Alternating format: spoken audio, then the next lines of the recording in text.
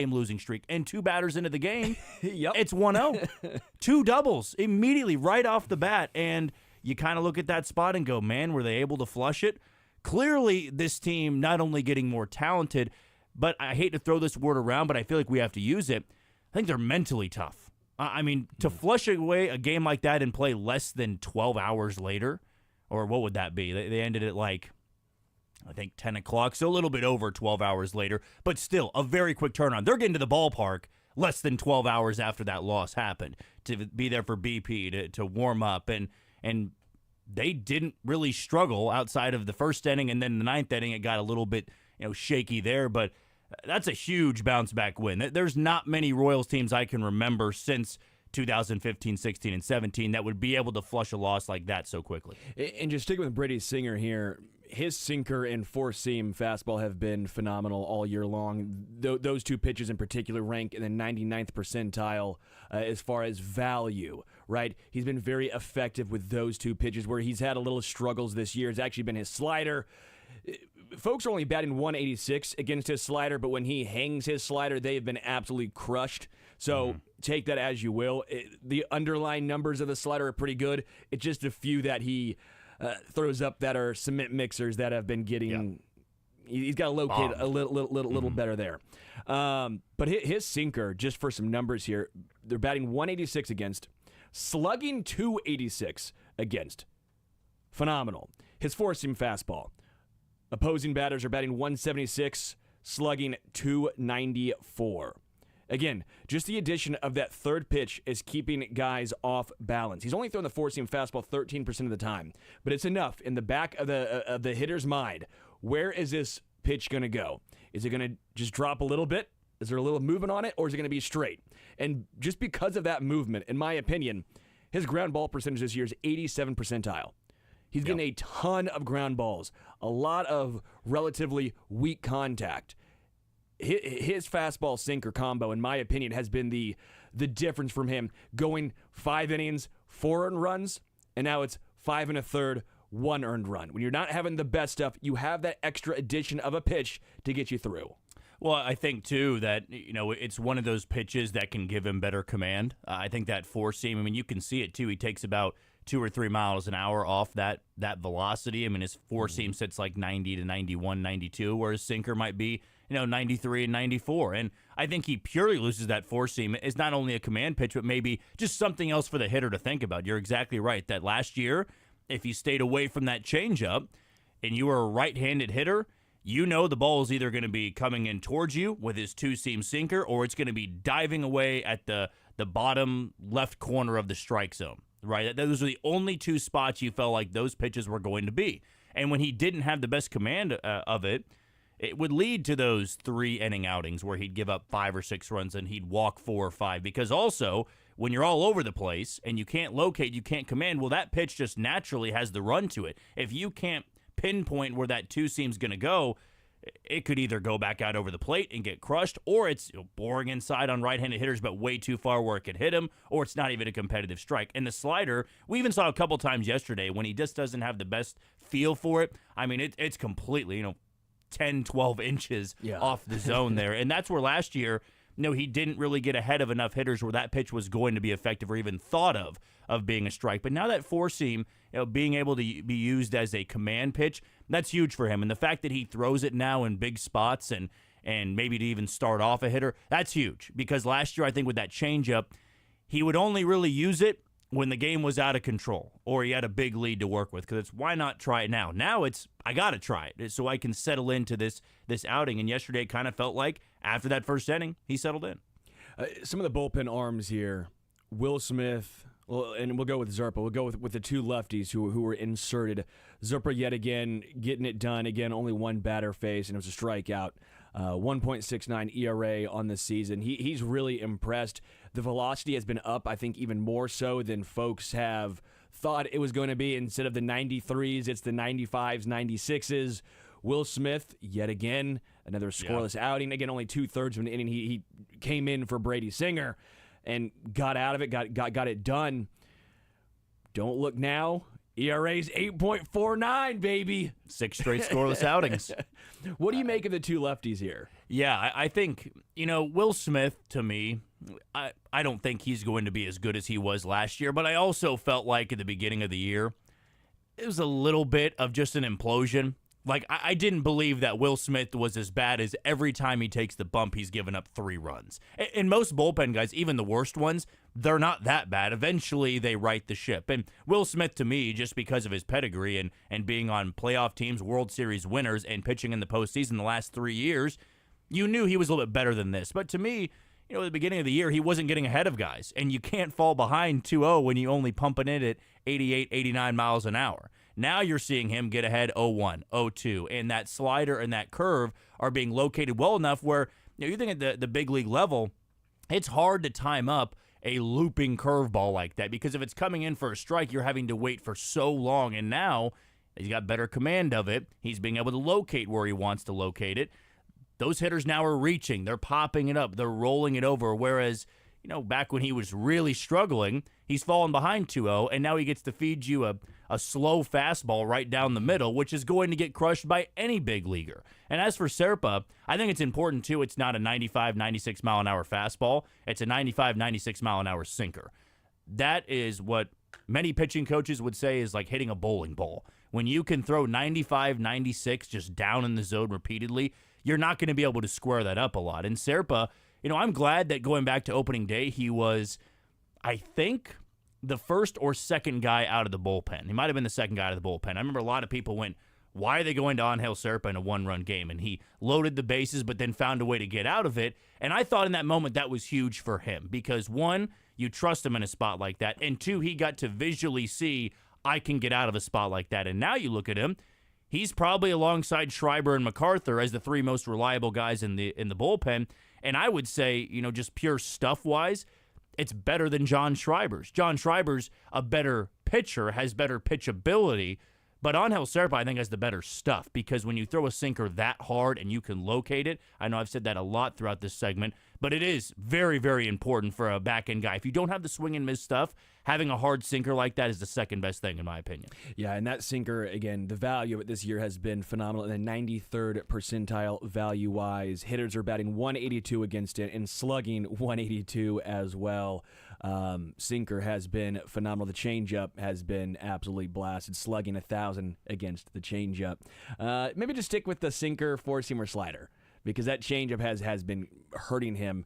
And that's what is interesting. You look at the underlying numbers, some good metrics, right? You look at the strikeout to walk ratio. Phenomenal, right? Great, not walking a lot of guys, getting a good amount of strikeouts. You look at the ERA, the whip, all that, phenomenal. You love seeing that. But you know me, I'm a process guy. Mm-hmm. I like looking at the process to see how does this translate for a full season. In 162 games, the process typically wins out. Football's different. I have different mindsets. Football, 17-game season, give me the results, okay? Yep. Process, to an extent, doesn't matter as much. When Brandon Staley was going for it on 4th down, sometimes I'm sitting here going, the process is right, but you can't get it wrong in that situation because you don't have 162 games to make it up for it to even out. You have 17, right? Because they're not playing the postseason. Come on now. The Chargers weren't getting this. We know that. They have 17 games. But for Angel Serpa, some of the concerning underlying metrics, first percentile in hard hit rate. He's getting shelled. When he is getting hit, when they make contact, it's getting rocked. Mm-hmm. Now, a lot of that's not against the sinker, obviously, as evidenced by the 168, 128 slugging percentage against. It's the four-seamer, the slider, and then particularly the changeup. The whiff percent, when he's not getting guys to miss outside of the zone a lot. He's really not. He's spotting well, but he's not getting a lot of swing and miss. Whiff percentage, not great. First percentile. Do you see any underlying concerns with Serpa, or is he a guy where he still has the stuff to get it done? Well, I think that the bullpen does have an issue that can't be fixed with the guys that are in their pen right now. They could have reinforcements, Will Klein being one of them, Walter Pennington being another. If Carlos Hernandez can work his way back rather sooner than later. And then you have John McMillan as well, but his velocity's down. But the problem the current bullpen guys can't fix is they don't have the swing and miss stuff. Like, Serpa's never going to be the 12, 13, 14 strikeout per 9 guy. MacArthur's not, Schreiber's not, Stratton's not, Anderson's not, Sauer's not, Will Smith is not. You look at guys that could be coming up, and part of that is you got to have powerful stuff. Will Klein has powerful stuff, but he's only thrown 1 inning in his big league career. John McMillan, like we said, he's got powerful stuff, but he got hurt after 4 outings last year in September. Carlos Hernandez has power stuff. He doesn't have swing and miss stuff. So to me, there is an underlying issue of Serpa. He looks great right now, but to me, what you can really like in a bullpen arm, you can kind of push aside some of maybe the walk rate or the hard hit rate if they're striking out a lot of guys, because that shows you when they're on, they're going to be unhittable. Like Serpa, when he's not on, he's very hittable. Yeah. And that's because he can't always put away guys. He might deal with a base hit or two. He doesn't walk many guys. He's going to live in the zone. But if you're not getting that ground ball rate, if you leave that changeup up, if you leave that slider up, it's going to get hammered. Whereas, none of the guys in the bullpen right now have that ability of, I just left a slider out over the plate, but it's at 89, 90, 91. It's going to be incredibly difficult to hit. And, you go back to the best Royals bullpen of all time and one of baseball's greatest bullpens, which is why I never think it's smart to compare this Royals bullpen to HDH. But what was so great about them is when they missed a spot in the zone, it still couldn't be hit because they had such good strikeout stuff. And this bullpen, with the current guys they have, they're just not going to have that swing and miss stuff. Yeah, looking at Angel Zerpa right now, you're talking about the ground ball rate, 95th percentile right now. Again, just something to keep in mind. This is not me trying to take a knock on him. He's been phenomenal all season long. But again, I think it's something to keep in mind if that ground ball rate all of a sudden does not stay in the 95th percentile with how hard folks are hitting him. Strap in, because that might be danger zone. You might be entering Kenny Loggins. No. We're not. You're not entering Kenny Loggins. Kenny Loggins. He can mark it. Maybe that could be the new zone. That could be the new closer entrance. Danger zone. Yeah, it'd be great. I think you could spin it as a positive thing. Yeah, the closer can be the danger zone for hitters. No one's ever done that. I'm sure no one's ever done that. Yeah, no one's ever used Kenny Loggins before. Well, at least they've not used Kenny Loggins and Messina. You could use some Messina in there too.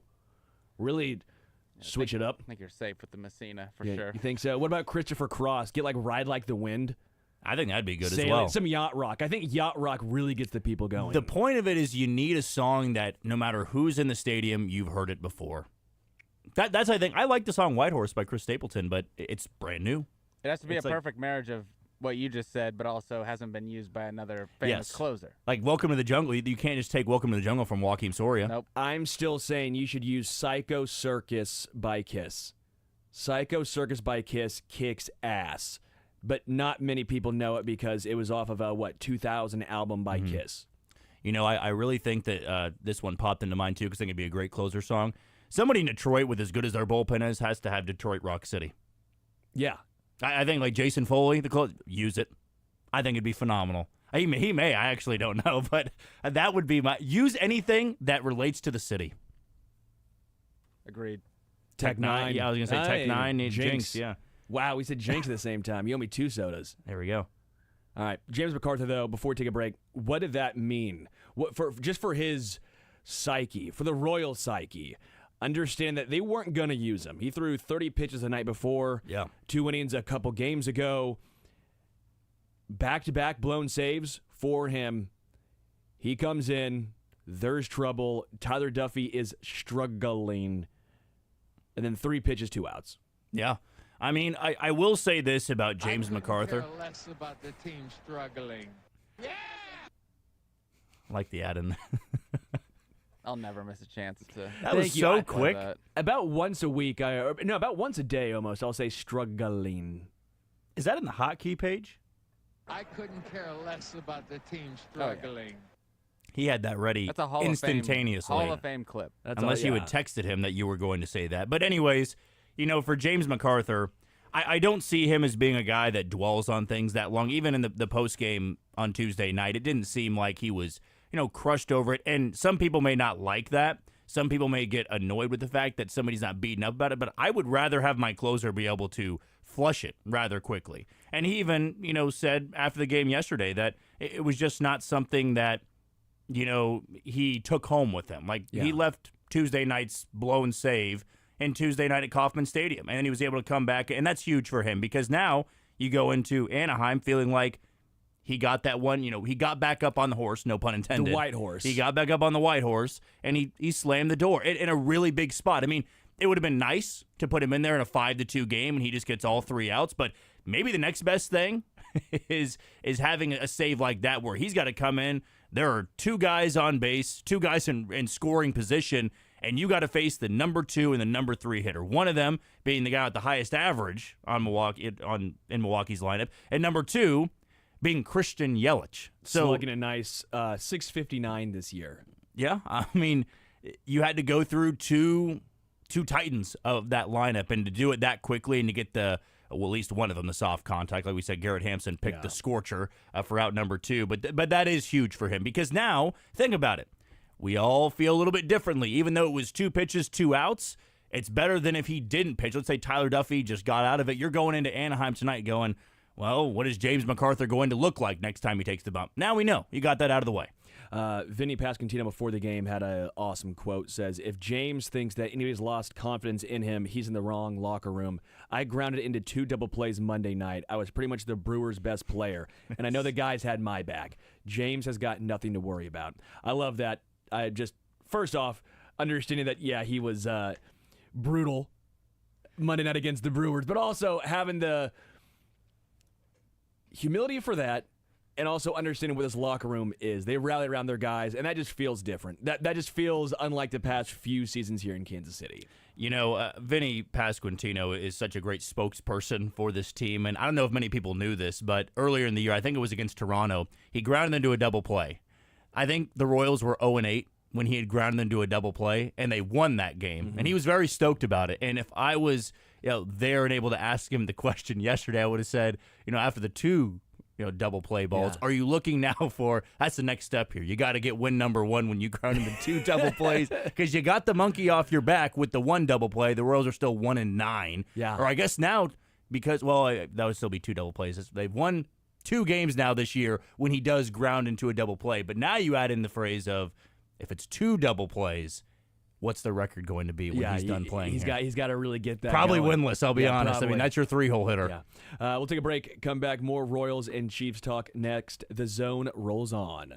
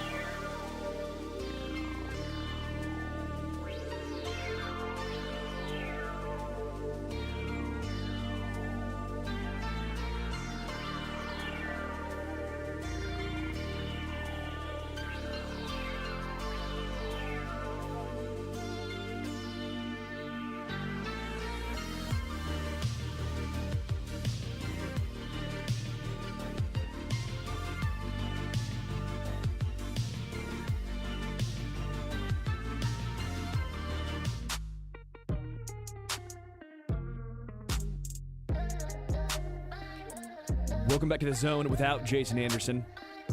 Is that the new name, Dylan, you think? The Zone without Jason Anderson.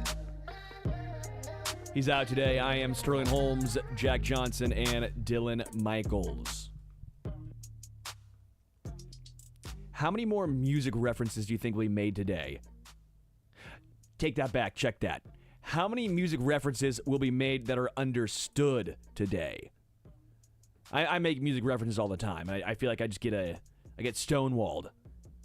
I can never see you. You have the deep cuts. I do have some deep cuts. You've got some real good deep cuts where you would need somebody as musically gifted as you are to be like, I got that reference. You didn't have to say no, not nerd. No, I would say not a nerdy thing. Dylan gets it a lot, but the issue is I'm typically sitting on this side, the other side, so I can't see Dylan's face when I make said references. I can't tell if he gives me the old, oh, yeah, I know that, or if it's the whole confusion look as well. Because when I'm sitting where Jack's sitting, I get the confusion look straight ahead of me.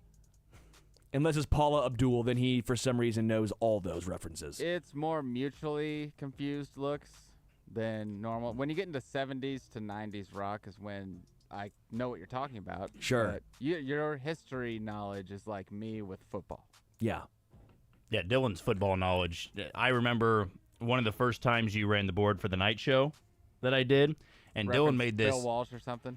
You referenced, like, I think we were comparing somebody the Chiefs were about to play. He's like, well, their offense reminds me a lot of the 1970 some San Francisco 49ers. I was like, wow, that is quite the pull there. And it wasn't like he just threw that name out there. He started naming players. He started naming the scheme. He started naming certain games those offense thrive. Yeah. That I was like, wow. This is like that. He's Andy Reid. He grinds classic films. He does. He grinds. Don't you go to sleep with the NFL film stuff? Sometimes. Sometimes. Yeah, he's grinding. I watch old It's games. white noise. Yeah, it's white. No, I get it. You know? Yeah. It's something. Football in the background. junkie. That used to be me with the NBA classic films. Those They are have great. NBA films? It wasn't called NBA films, but whatever it was. The hardwood. It was something like NBA the hardwood classics. Classics? Yeah. Yeah. That was great. Those are fun. Yeah. NBA TV? Yeah. Oh, yeah. Awesome. That was what I fell asleep to as a kid. Big 90s, 80s, 70s basketball guy. Basically, any of the sports leagues, like networks, will have amazing old school like games that will just randomly play the entire footage of. And sometimes you won't the know what offseason. happened. Right. Sometimes I'm like, I have no idea what's about to happen, but Clyde Drexler is going to do something cool. Oh, yeah. All right, we'll talk a lot of Chiefs, 11 o'clock, with Matt Lane of KCSN. I'm sure Dylan will ask him a lot of historical questions. We'll also talk more Chiefs in the 11 o'clock hour with Jack as well. I want to finish up talking Royals, though, this hour. Let's switch gears and talk offense now. Adam Frazier coming through, but Michael Massey's really been the guy I think that you can point to that's been the consistency in the lineup since he's got called back up. He will not take a walk. Dude is not. He's batting .281 and on base of .283. Dude is not going to walk. But he still comes through in clutch moments. We've talked about the clutch home run, the 3-run home run against Toronto. We've talked about the clutch home run against the Brewers lefty-lefty matchup. And then in this game, I don't think it's necessarily clutch, but they were important at-bats, back-to-back sac flies early in this game, getting the Royals on the board. How often do players in today's day and age strike out? How often are they trying to hit a bomb? I think Michael Massey, I don't want to say he's a power hitter, but he's a hitter who has some power, pops up. They try and get underneath one, and it's a pop-up to the third baseman, to the first baseman for him since he's a lefty. Well, you go back maybe 3 weeks ago. Remember when the Royals couldn't drive anybody home from third base? We all got pissed at the contact play. Well, this has been getting out ahead of it now. You're not, getting down in the count, and then you're in defense mode, and you're not able to put a good swing on the ball. I mean, yesterday, you looked at Vinny Pasquantino and Michael Massey against the first bullpen arm that came in from Milwaukee, first pitch. Yeah. No, his first pitch swinging, Vinny roped one to left center field, and then you looked at Michael Massey, kind of in the same way they did in the first inning. He just poked it out there to right field. And to me, when you look at Michael Massey, no, he's not a power hitter, but I also think he can be a very consistent type of bat in the lineup, where we've seen so far with this group, MJ Melendez. We've seen Kyle Isbell. We've seen Nelson Velasquez. We've seen Vinny Pasquantino go through these brutal stretches where they're black holes in the lineup. They're 0 for 25. They're 0 for 28. Michael Garcia, throw another name in there. I don't really see Massey going through that type of stretch, and maybe I could be wrong here, maybe because he's one of the few hot hitters in this lineup, but right now it's very good to see for this lineup because they need somebody like that, and Matt Quatraro has shown the trust. He's now hitting in the 4 hole when Salvi's not playing. He's hitting in the 5 hole when Salvi is playing. Now, that's a huge step for a guy that came off the injured list 2 weeks ago. And staying in against lefties. I think that's a pretty important point to make, that he is staying in against lefty relievers, Yes. not just starters, not just getting the nod against lefty starters, but staying in the game. A lefty reliever comes in, he's still in. Because MJ Melendez is not. He's not. He's been pinch hit for, I think, the last 3 games. Kyle Isbell sometimes will, just because of his center field defense. But even he, at times, will get pulled for Garrett Hampson. Or Hampson will get the start in center. Adam Frazier, right? Sometimes, if there's a lefty, it's going to be Hunter Renfroe or Nelson Velasquez at DH, right? That's kind of how it's gone. But when it comes down to it, Michael Massey, lefty or righty at this point, he's in the game. And that to me is a huge step in what the Royals believe he can be. Is Vinny Pasquantino out of his slump now? Vinny, again, going 2 for 3. As I mentioned, the sac fly. Yeah. The power is still leaving a little bit to be desired, but he's hitting the ball fairly hard. You look at the, 248, still getting on base at a 338 clip, slugging 424. Not enough home runs, I think, that we would like to see from him, or that we all expected. But is he out of a slump now? I would like to say yes, but this is kind of what it was when he broke out of the slump the first time. He broke out of the slump after that brutal start to the season. We all said the slump's past him, and then he goes on that 0 for 25, 0 for 26 stretch. I do think that Vinny Pasquantino is somebody that you can count on the rest of the year to not have an 0 for 25, an 0 for 26. I think there are realistically 3 guys that you can put that pressure on, of Bobby Witt Jr., Salvador Perez, Vinny Pasquantino. Yeah. I don't think there's going to be another time they are an absolute black hole in the lineup. Now, you may be wondering, if you're listening out there, well, you just said Michael Massey's not going to go through a stretch like that. Well, I mean, I could see him going at 0 for 15, 0 for 16. I'm talking like the 0 for 25, 0 for 26. I think there's 3 guys that you can completely, maybe even rule out like an 0 for 15, 0 for 16. I don't see Bobby Witt Jr. going through that again. I don't see Salvador Perez going through that again. And I don't see Vinny, really. I mean, just based off the odds here, I think Vinny Pasquantino's had 2 of the worst stretches of his entire career before we've hit June. The matter of that happening a 3rd time doesn't really seem likely. Now, does he take this tear and go on an all-star pace? Probably not, but right now what you're getting is exactly what you've been dying for from the 3 hole over the last 3 to 4 weeks here. I've always felt like he's the most pure hitter let me say that differently. I would say the best approach on the team. I don't want to say pure hitter because Bobby Witt Jr. process, best process, because in Bobby Witt Jr. is walking more than he has in his entire career. His walk rate's near 10%. But Vinny's just kind of that guy that when he's going right, there's not a better approach in the Royals lineup. But when he's not going right, we've seen him swinging pitches way out of the zone. We've seen him rolling over to second base. But when he's going really well, you love the overall process of what he's doing. But the overall best hitter by far and away is Bobby Witt Jr. And Salvador Perez has not been far behind him this year.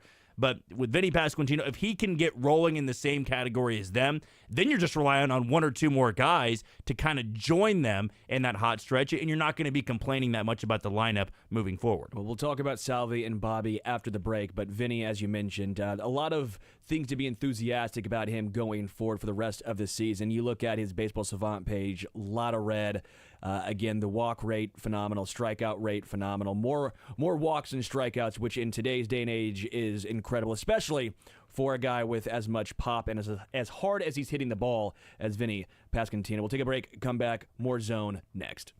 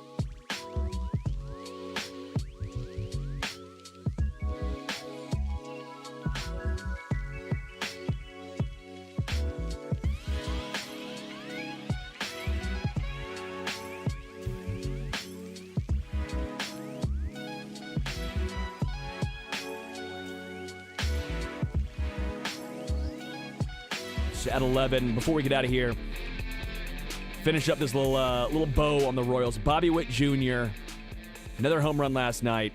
327, 394, 571. Is he underrated? Like, is this crazy? I don't think it's crazy at all. I mean, talk about having MVP expectations at the end of last year, and now he's kind of taking it and run with it. I mean, he's a front runner, and because of his defense and now what he's doing at the plate, it's going to be hard to contend against him if you're anybody else in the American League. I'm tired of hearing about Juan Soto, Aaron Judge, Shohei. It's Bobby Witt Jr. time, baby. Actually, it's time to bring on Matty Lane of KCSN and talk Chiefs. We'll do that next.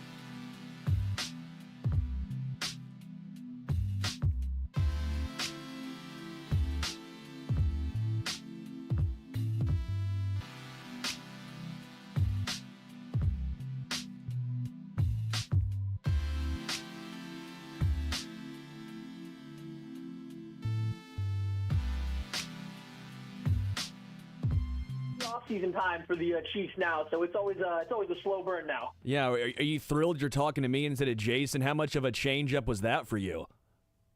I was a little concerned coming on today. It was like maybe a little last-second notice because I had to change up a week earlier on. And then I heard it was you, and I was like, oh, this is perfect. Now I feel a lot better about this. Yeah, good. I wanted to calm you down, right? Someone has to calm us down because Rashee Rice is not calming us down. He's not calming the Chiefs down. He's not calming down my nerves. Let's start with that and kind of get the negativity out of the way early. What do you make of the entire Rashee Rice situation? Like, we don't know what's going on yet. It seems like there's some reports now, I'm putting air quotes around the word reports, that maybe it was just a verbal altercation the other night at a lit kitchen there in Texas. But just in general, no matter what the incident was, we're already dealing with, this other big issue with the car wreck and the racing and everything and fleeing the scene. Maybe we don't need to be out at a bar until it closes on a Monday night. Let's just make slightly better decisions, at least through the rest of this offseason. Figure out how to do this stuff, a little bit professionally, a little bit under the radar, so you're not making these big headlines, and then everything can go from there. The world is yours right now if you can just make a few better decisions going on. I know a lot of people are talking about how maybe he needs better friends.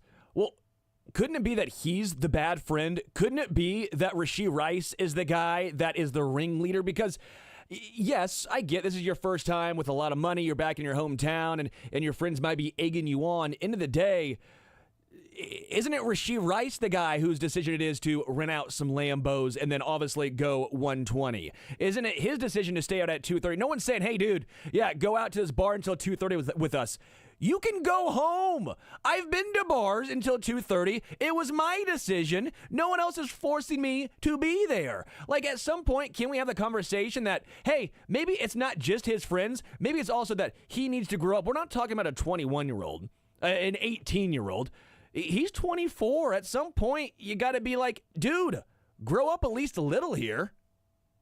And I think that's the biggest thing is coming into the draft, there were no maturity issues and stuff like that people were hinting at, and nobody ever had any explicit details about what the things were, but it was just always generally considered maturity issues, and a lot of it was based around, maybe some of his friends, the people he hung out with, how he carried himself off the football field, and now, hey, we get to that first real offseason in the NFL, and all these things are popping up. Yeah, you can again argue that it's his friends, people that he's known for a long time. It's being back home in his home state. There's no way to know who is the ringleader, so to speak, of this. But he keeps getting himself back into this spot. This is something that's been going on for more than just this past month and a half. So I think it's time. He's got to take a second. He's got to look in the mirror and determine, okay, am I going to be, this huge part of this, potential dynasty, this dynasty of a football team? I'm an NFL player now. I can't make these same mistakes. Everything's on the line. It's now up to me to fix that, and he hasn't quite done it yet. Matt Lane of KCSN is our guest. If I were his agent, you have to be sitting here going, hey, man, I know you had a great rookie season. Phenomenal. It was a great rookie season. You were the main culprit at the wide receiver room for helping the Chiefs win a Super Bowl. But the Chiefs went out and brought in a wide receiver one, at least for this team, in Hollywood Brown. They spent a first-round draft pick on Xavier Worthy. I mean, at some point, yeah, you might still be a massive part of this, but also, hey, look what the Chiefs just did. They're not afraid to bolster this room, even if you are still here. Doesn't it have to be an agent's worst nightmare saying, hey, dude, come on now. They're still trying to bolster this room. You might think you're the king right now. It's just a flash in the pan. I don't know, man. I just, if I were his agent, I would have to be just absolutely bummed at what this guy's doing. Yeah, you would have to be. Because, yeah, he has the inside track to be kind of not comparing them as players, but to be the next Travis Kelce in terms of the guy that has the trust, that's been here the longest, that can become that comfort blanket for Patrick Mahomes in these important situations. And he's clearly already shown in just 1 year this development and the ability to be, that type of player for the Chiefs. And then yet you get to the offseason and you are doing nothing. As his agent or his friends, he's doing nothing to really showcase to the team, to the other players, to the ownership, and anybody in the front office of this team that he's ready for that at this point in time. So now the team is going into the draft and oh, well, we're going to go bring in somebody else.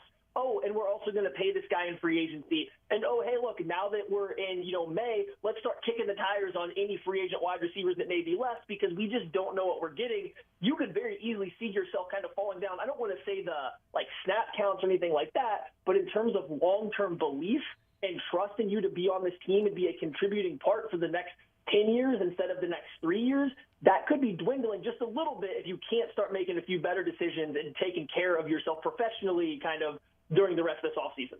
How tenuous do you think that relationship is right now? Because after the first incident, right, Andy Reid spoke, I think it was April 15th, and he was talking about, hey, we'll see if he's learned and if he's contrite and if he's grown from this mistake. Well, 30-plus days after, again, this is all alleged, of course, but then this happens. I mean, if you're Andy Reid, if you're the Chiefs, I'm not saying Kareem Hunt 2.0 by any means, but that was the trust issue, was with Kareem. That was what originally kicked him off the team, right? It wasn't necessarily all what he did. It was the line. It was the trust issue. Once that was broken, the Chiefs basically said that bridge it's done. There's no repairing this. At what point do the Chiefs do that with Rashee Rice? Yeah, and I think the big thing with Kareem Hunt was he had lied, I guess, to the team or didn't tell them the truth about some of the situations going on. And, we don't know, one, what Rashee Rice has really done to this point, but two, if he's done anything like that. But I can only imagine that Andy Reid, when he saw this information after what was already going on, after what you assume was already a pretty big long talk, is the movie Inside Out, all about the emotions. I can imagine Andy Reid's head was just like anger in that movie, where it just exploded with fire. Because this is a guy that likes to give guys a second chance, but he demands accountability from you when you do it. And at this point, Rashee Rice is not showing him that. Rashee Rice has not held up. Again, we don't know what happened, but allegedly what has been, what he's under investigation for means he's not holding up his end of that bargain. And it's year one. That's got to be a little bit concerning if your guy's up there. So I'm sure the team has had nice, long talks about what to do. Not anything short term, but long term, what the plan is in the future in case things don't start to get fixed. And I'm sure some people in the organization are a little upset with the way things are heading right now. Matt Lane of KCSN is our guest. All right, so where do the Chiefs go from here? Getting on the field here. Again, we expect a suspension of some length. Don't know exactly what it's going to be. 4 games, 6 games, 8 games, who knows? But a suspension of some length is expected to be levied on Rashee Rice, which means do the Chiefs bring in another veteran? Let's start there. Do the Chiefs bring in another veteran wide receiver? I think they absolutely should, under the idea that Rashee Rice is going to be suspended this year. If he's not suspended at all, or it doesn't come down until next year, I think the team could get by for this season with what they have. It would work. I'm not saying it's necessarily the best idea, but I think they could get by. But if you're anticipating Rashee Rice missing, 4, 6, 8 games, whether or not this newest incident was true, the way it went down or not, if you're expecting him to miss a significant chunk, I think you kind of have to, because the team lacks a consistency element to this wide receiver group. They lack somebody that is reliable, and it's crazy to say a second-year player, Rashee Rice, kind of brings that, but he did last year. You could call up a couple plays for him. You knew what he was going to do. Patrick Mahomes began trusting him. There was a level of reliability that kind of got built there throughout the season. Hollywood Brown's first year in the system. Xavier Worthy's a rookie. Kadarius Toney, Sky Moore, these are the same guys that they have. There isn't a reliable wide receiver that you can go into on week one saying, hey, it's 3rd and 7. I know you're going to be in this spot. Let me throw the ball there without Rashee Rice. So if that's the case, they have to look into bringing somebody. I think it's less about getting another unproven talent and more so about getting somebody that can just be that consistent wide receiver, that consistent receiving option to play along with Travis Kelce for when he's no longer able to do that every single play or every single high-pressure situation.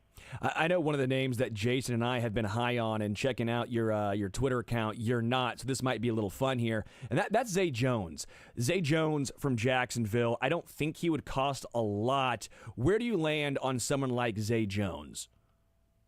I like Zay Jones' fit with the Chiefs a lot better when Rashee Rice is available. When I can just take Zay Jones, put him outside as an X-wide receiver, it's like, hey, you're running vertical routes. And if you go back to 2022, he was pretty, good or pretty efficient in the intermediate areas of the field. So maybe you get that guy again in this offense versus whatever happened last year with Zay Jones while he was hurt. So with Rashee Rice, I understand the fit. He allows you to protect Hollywood Brown and Xavier Worthy and gives you this X-wide receiver. But I kind of see him in the same mold as somebody like MVS, where he's a little bit more volatile. There's not a consistency element to his game. It's a lot of vertical shots. It's a lot of contested catches. It's a lot of things where you don't know what you're going to get week to week. And so I like it better with Rice. If you're looking at him as a guy to come in and replace that consistency element, I get a little nervous because that's never kind of been the backbone of his game. He's always been, highs and lows rather than just kind of steady right down the middle.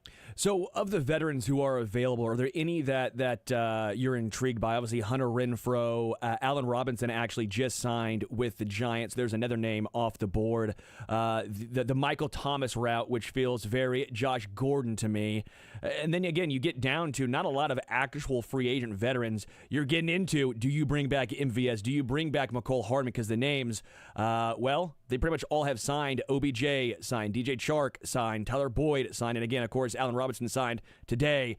Any veteran names that intrigue you? It's getting pretty thin. At this point, you're probably waiting until the June 1st cuts to see if anything shakes loose.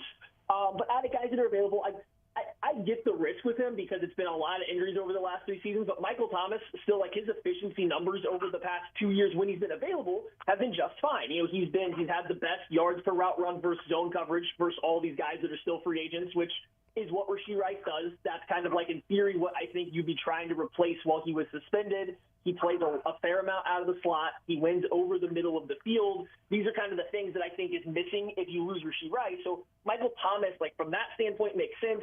You just don't know if you can trust him to stay healthy.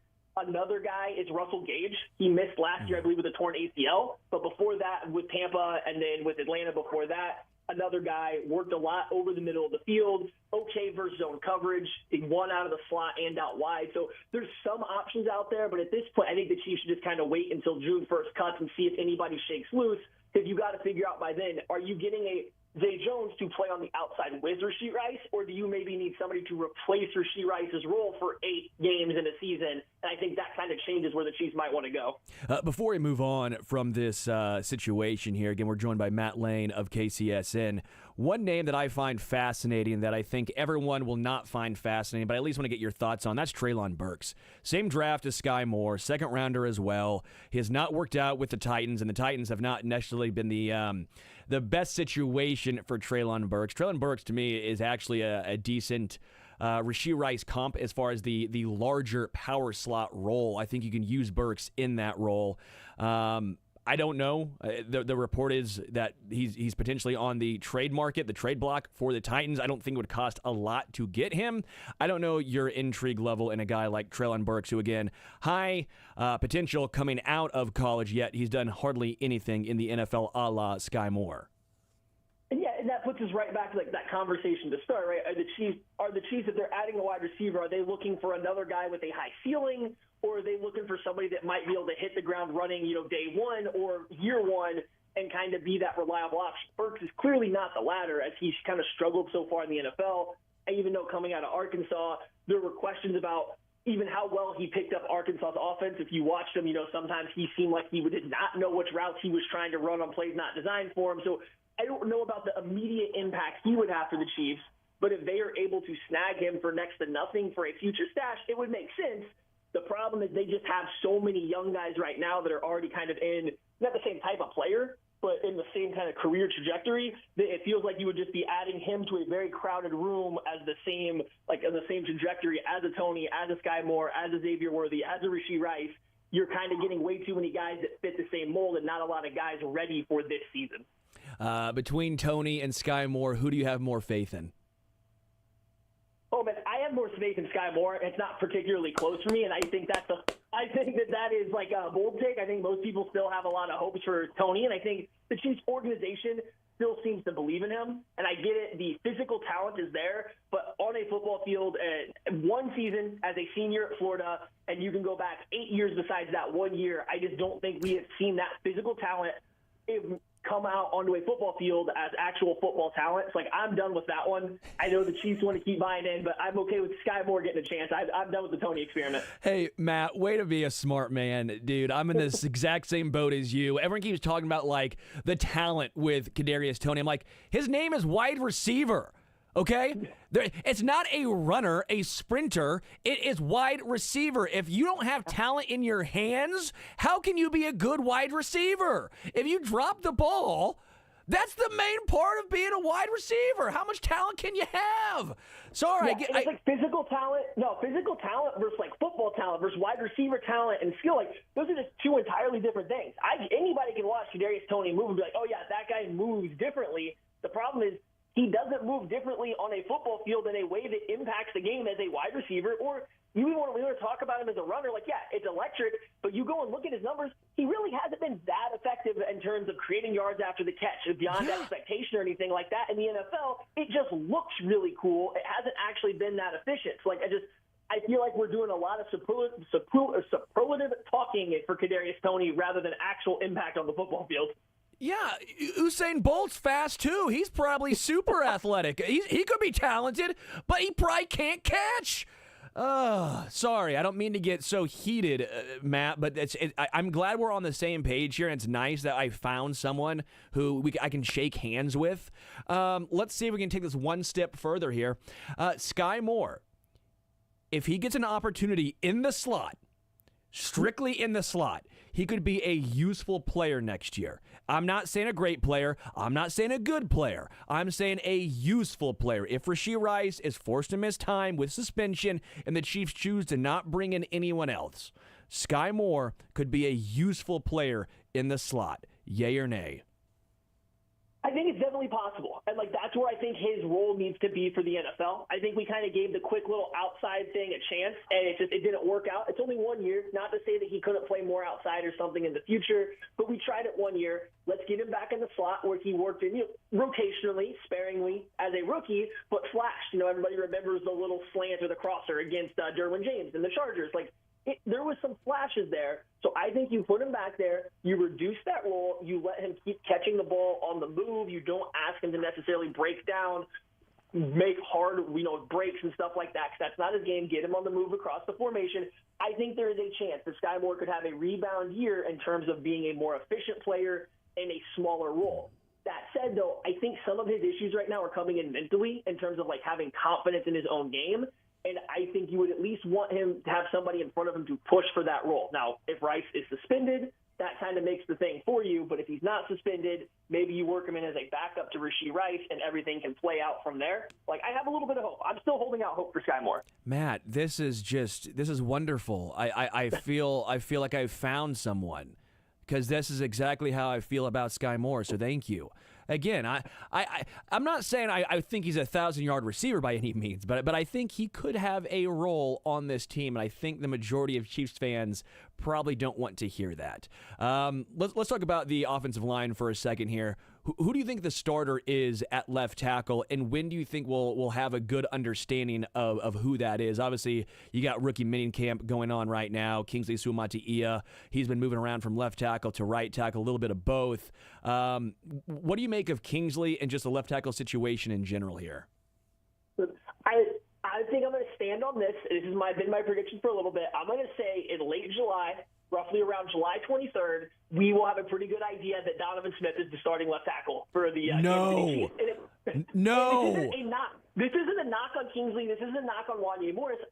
Looking at the Chiefs and what they historically like, they want to trust their offensive line. They want to trust those guys to pick up protections. They want to trust those guys to pick up blitzes. They want to have a known commodity over a guy that might still be developing and learning on the fly. Kingsley's super young.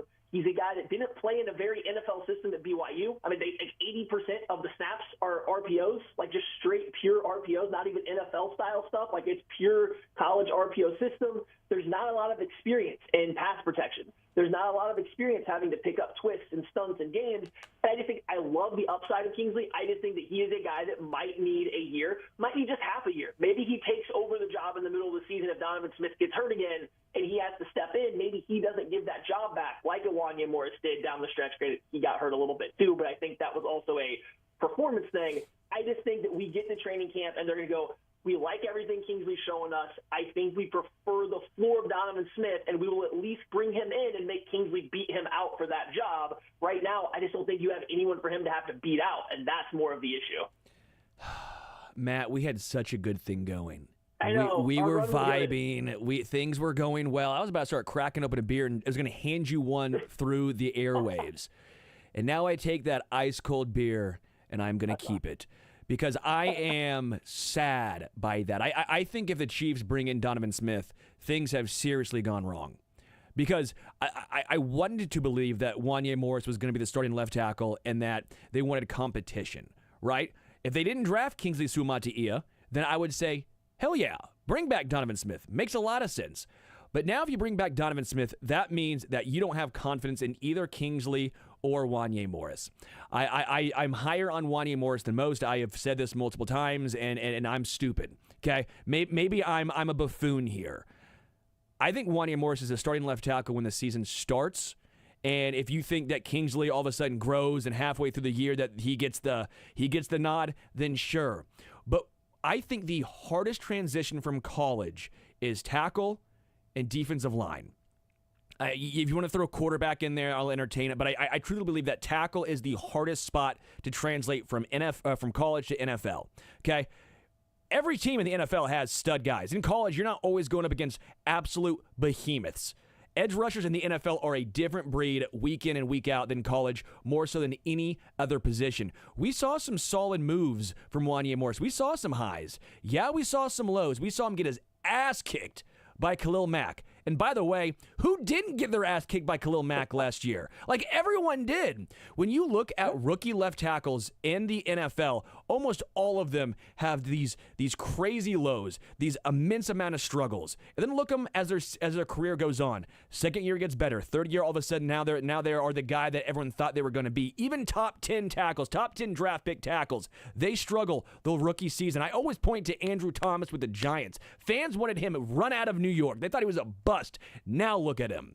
I'm not saying Wanya Morris is going to be Andrew Thomas, but I do think the lows will start to get washed away while the highs will start to become the norm. I think right now, going into this upcoming season, he's probably just as good as Donovan Smith is. Just as good. That's not a knock against Donovan. That's because I think that Wanya Morris is going to take a step forward. So I think you give Wanya Morris a job unless Kingsley Suamataia is ready week one. That's where I land on the situation here. I can't rule out any kind of growth. From what we saw from Wanya Morris, I think it needs to be a pretty substantial step, and I also don't love his feet at left tackle versus right tackle, and maybe that's a big step he makes up too. I maintained this coming out. Like, I saw him play left tackle at Tennessee, then he ends up at right tackle at Oklahoma. He just looks more natural on the right side. So maybe I'm battling some personal bias just of what I already thought kind of as a feat coming into the NFL. But I think what you saw when he went up against some of the, I don't want to say necessarily just best, but just some quality NFL players, is he really had a hard time keeping up with the speed of the game at left tackle because of that footwork. And so that made him reach a little bit, and that put him to a point to where he was almost, because it's Patrick Mahomes, it's never the game's completely lost, but it was almost game-wrecking how bad he was in a couple spots last year. And I think that's why I feel a little bit better about the floor of Donovan Smith, who I don't think is a good starting NFL tackle, but he gives you a baseline that is functional. He gives you the baseline of, you can put this guy at left tackle and win a Super Bowl with him playing his average game.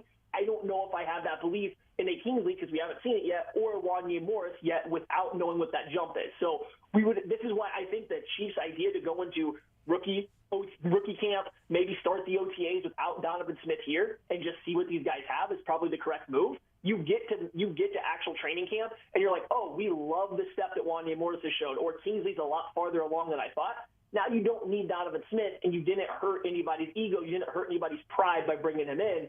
But if you get to training camp and you're like, Morris is improving, but we still don't know about how safe this floor is. Kingsley is really good, but maybe he's a year away because he doesn't have experience in NFL style, plays very often. We need a safe floor. Then that's where you bring in Donovan Smith.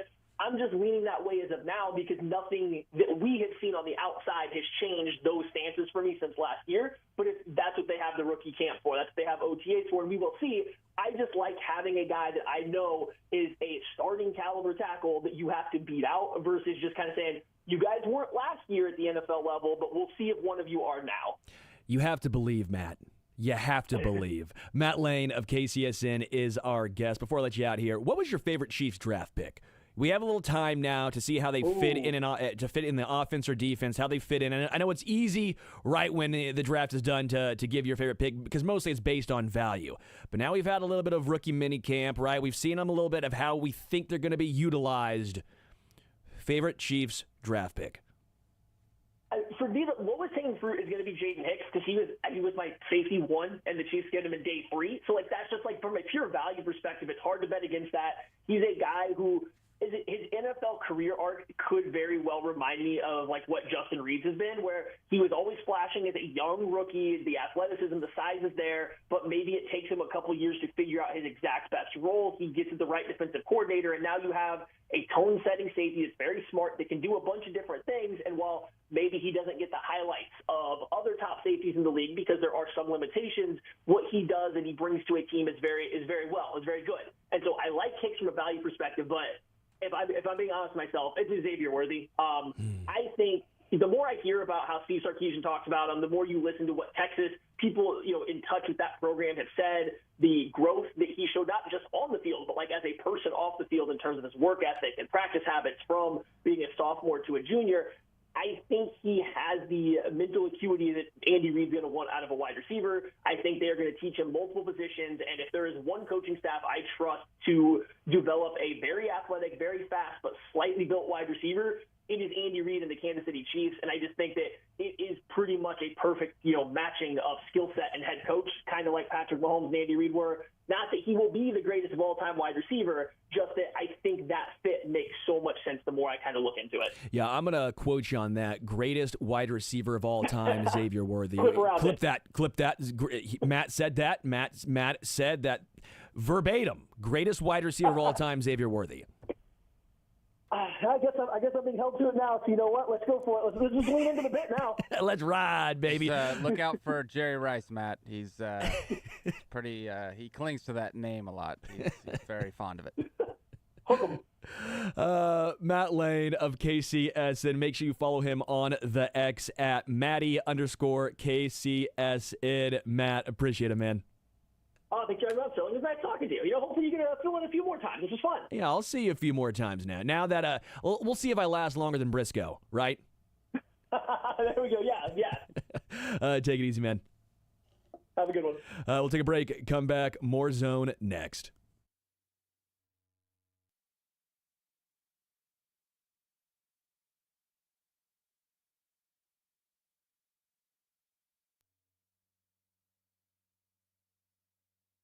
Brought to you by the Kansas Department of Transportation and the Drive to Zero Coalition, inviting you to join Fans with a Plan. If you're going to be drinking, always designate a sober driver.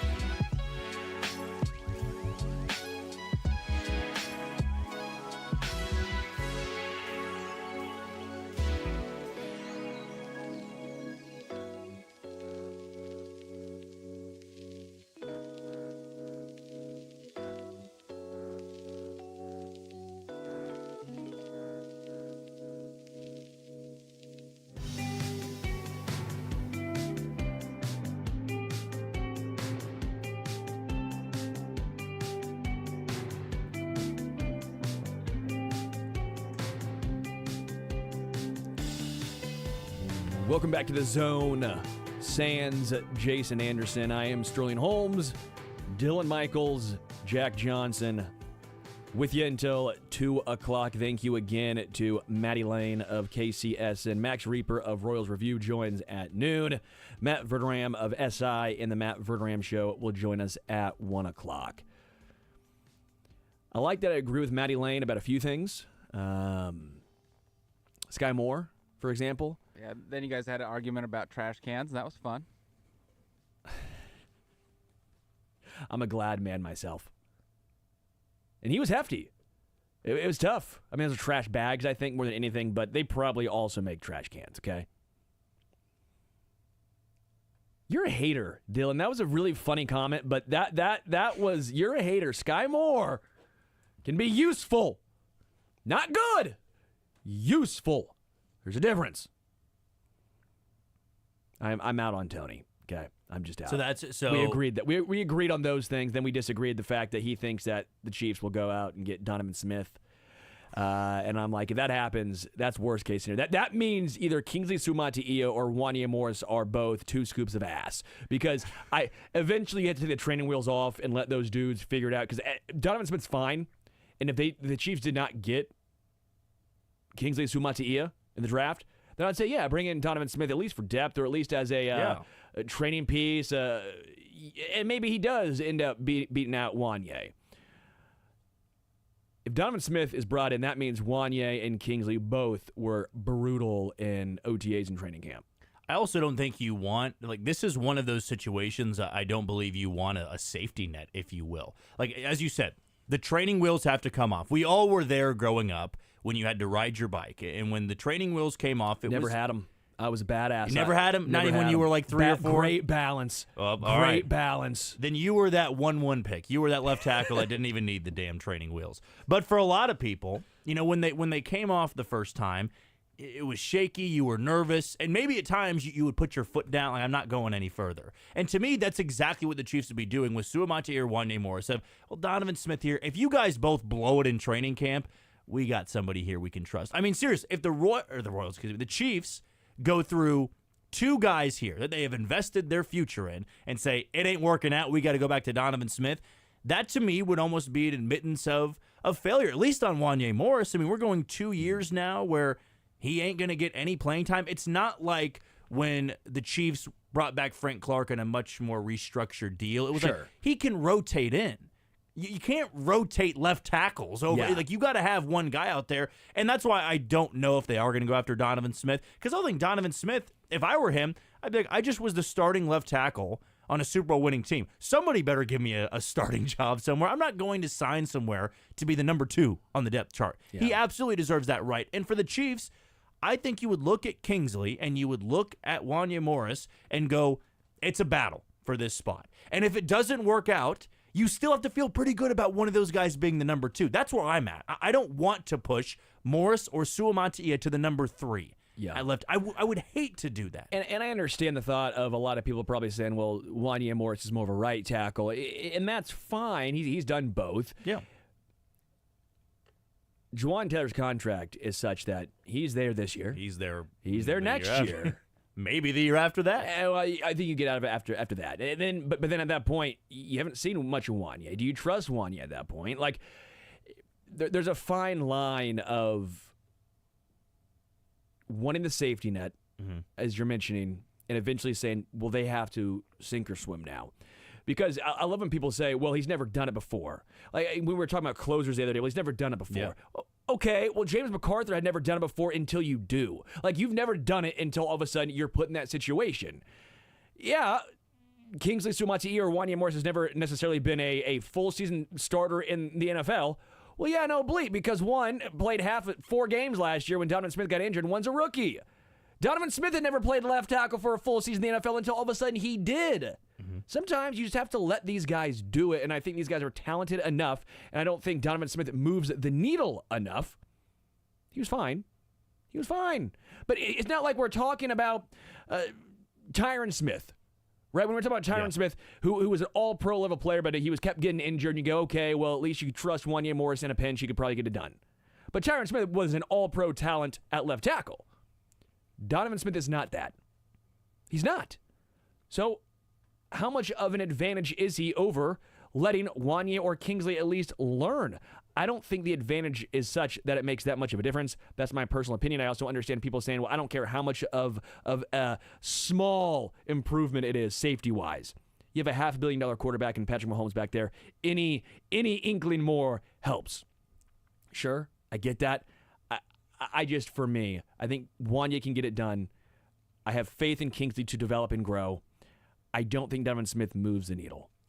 I don't think he does either. I think, if anything, it would just kind of be that security of he's played in this offense. He knows the playbook. He has protected Patrick Mahomes for a full season, or at least done it well enough, right? Because Patrick Mahomes played in every single game with the exception of that Week 17, Week 18 game against the Chargers, where it was Blaine Gabbert getting the start. To me, though, it just feels like Donovan Smith coming in on a one-year deal again would be all right if we were still putting faith that Lucas Niang was the left tackle, because Lucas Niang's not ever been healthy, right? Wanye Morris and Kingsley Suamataia have not given us that impression of they can't be out there because of injury. Like, that to me is what an insurance signing is for, of we don't know if he can be there. Not if he sucks, we can go to somebody who we got off the scrap heap for cheap, right? That's not a fix. And to me, stopgap guys are a one-year thing. If you are going to stopgap the left tackle position, that means you have faith that whoever you were playing the stopgap guy in front of, he's ready to go year 2. And for Wanye Morris, if it ain't this year, it's probably not going to be ever. Let's be honest. Maybe from injury he steps in and he's a great swing tackle guy. You know, Nick Allegretti, even though different position, he stepped into a role because there were injuries. Sure. And he got paid because of that.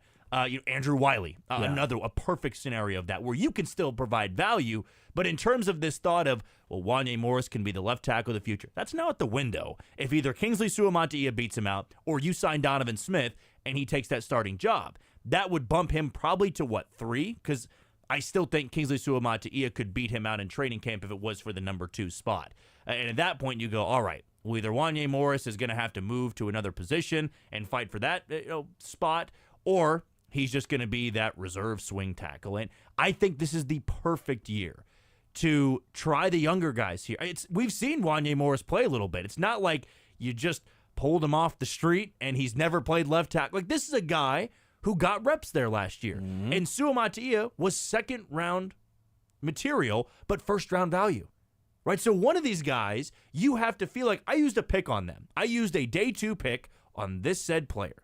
We clearly have high expectations for them. It feels like you're not going the extra yard, or you are going out on a limb to put faith in them. And like you said, I think the most important part here is Donovan Smith doesn't really move the needle. If we're talking about a Pro Bowler to come in here to play left tackle, it's a different story.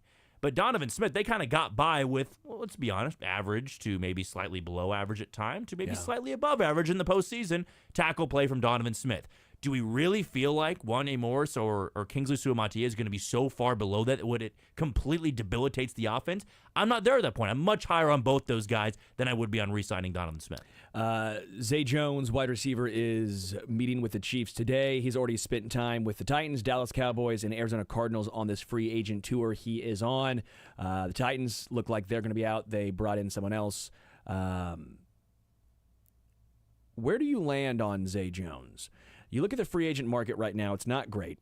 Giants signed Allen Robinson today, right? So there's another free agent. Again, whatever your thoughts are on Allen Robinson, doesn't matter. That's at least another free agent off the board, which makes this free agent wide receiver group get smaller. I know there's obviously June 1st cuts, as we were talking to Matty Lane about, but still, as far as currently what is there right now, not great. You got Michael Thomas.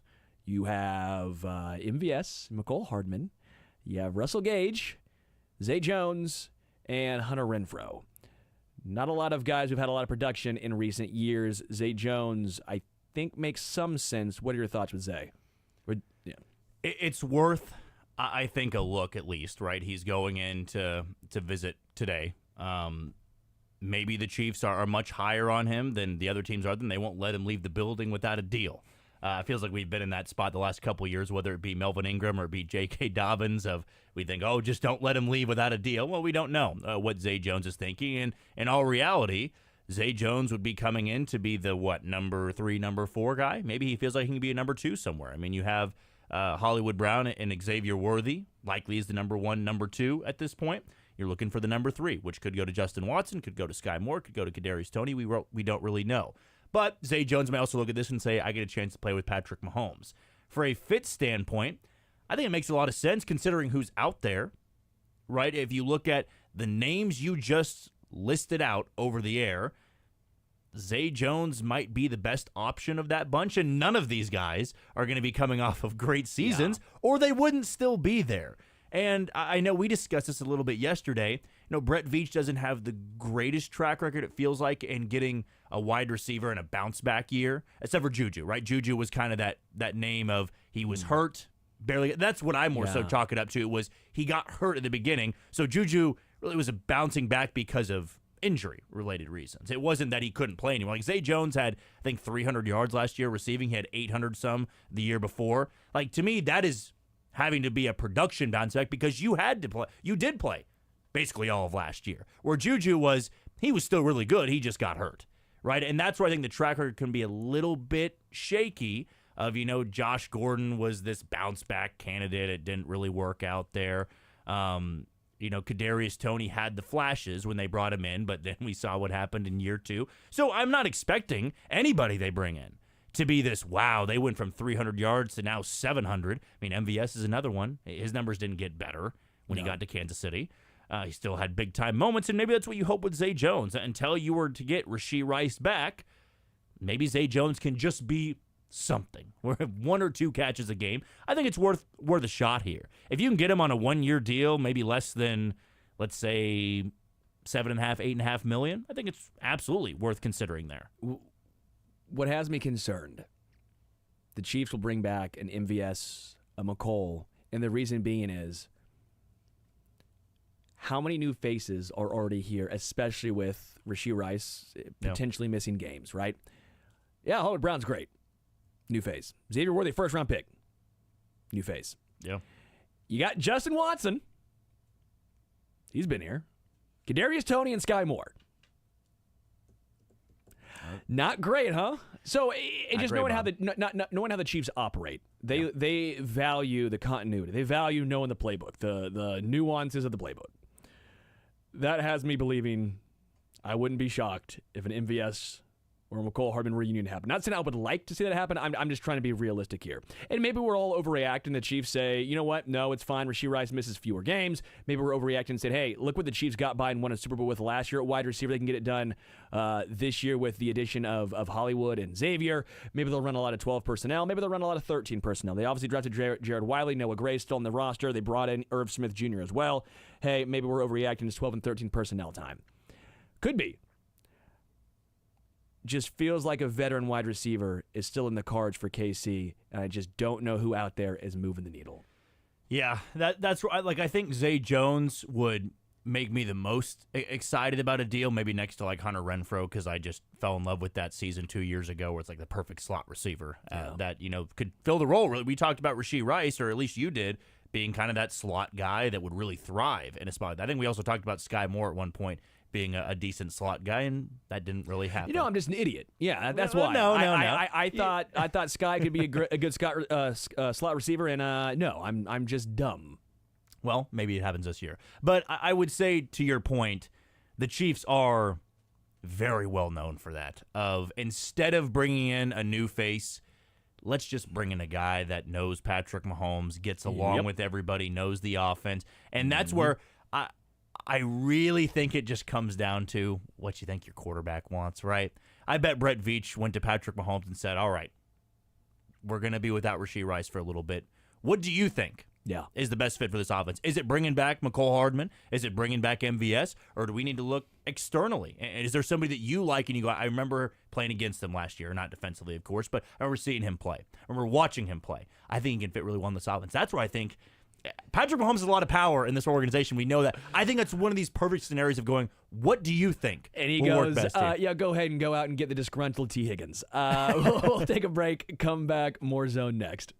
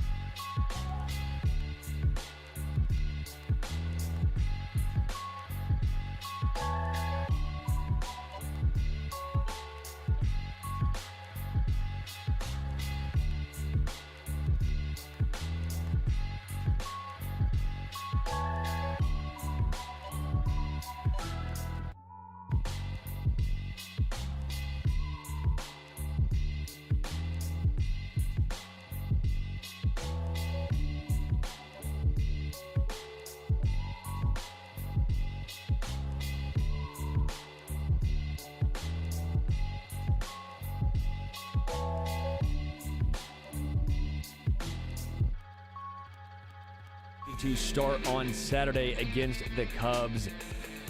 Dude has been beyond electric. Obviously, we know what he did at LSU, right?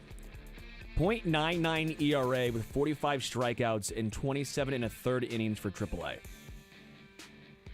I think it's also to get the Pirates fan base back on their side. They just lost a series to one of the worst teams in the American League in the Angels. They've been slumping for the last 4 or 5 weeks. So bring up your top prospect because everybody's been clamoring for him, and he gets to join the rotation alongside Jared Jones, one of the more enticing rookies out there as well. Averaging over 100 miles per hour on his fastball. Ooh. Throws 5 pitches. Top prospect since Strasburg? I think so.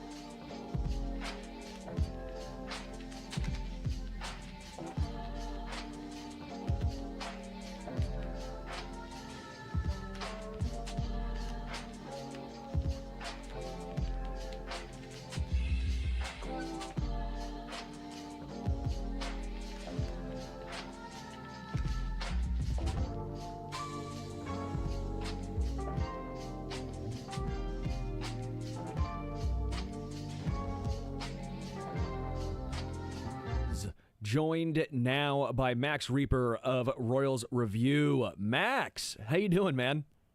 Pretty good. How are you doing? Good. It's been too long. I haven't talked to you in a while.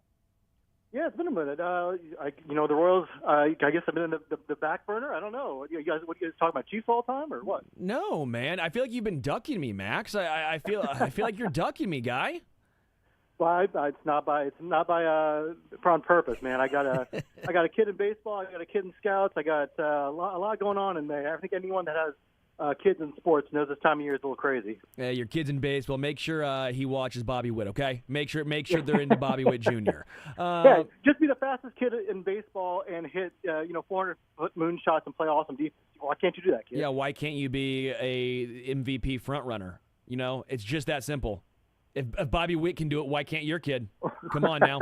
I hear negative reinforcement also is the way to go. Let's talk about the Royals right now. They sit there after last night's victory at 22-16, taking the series victory over the Brewers.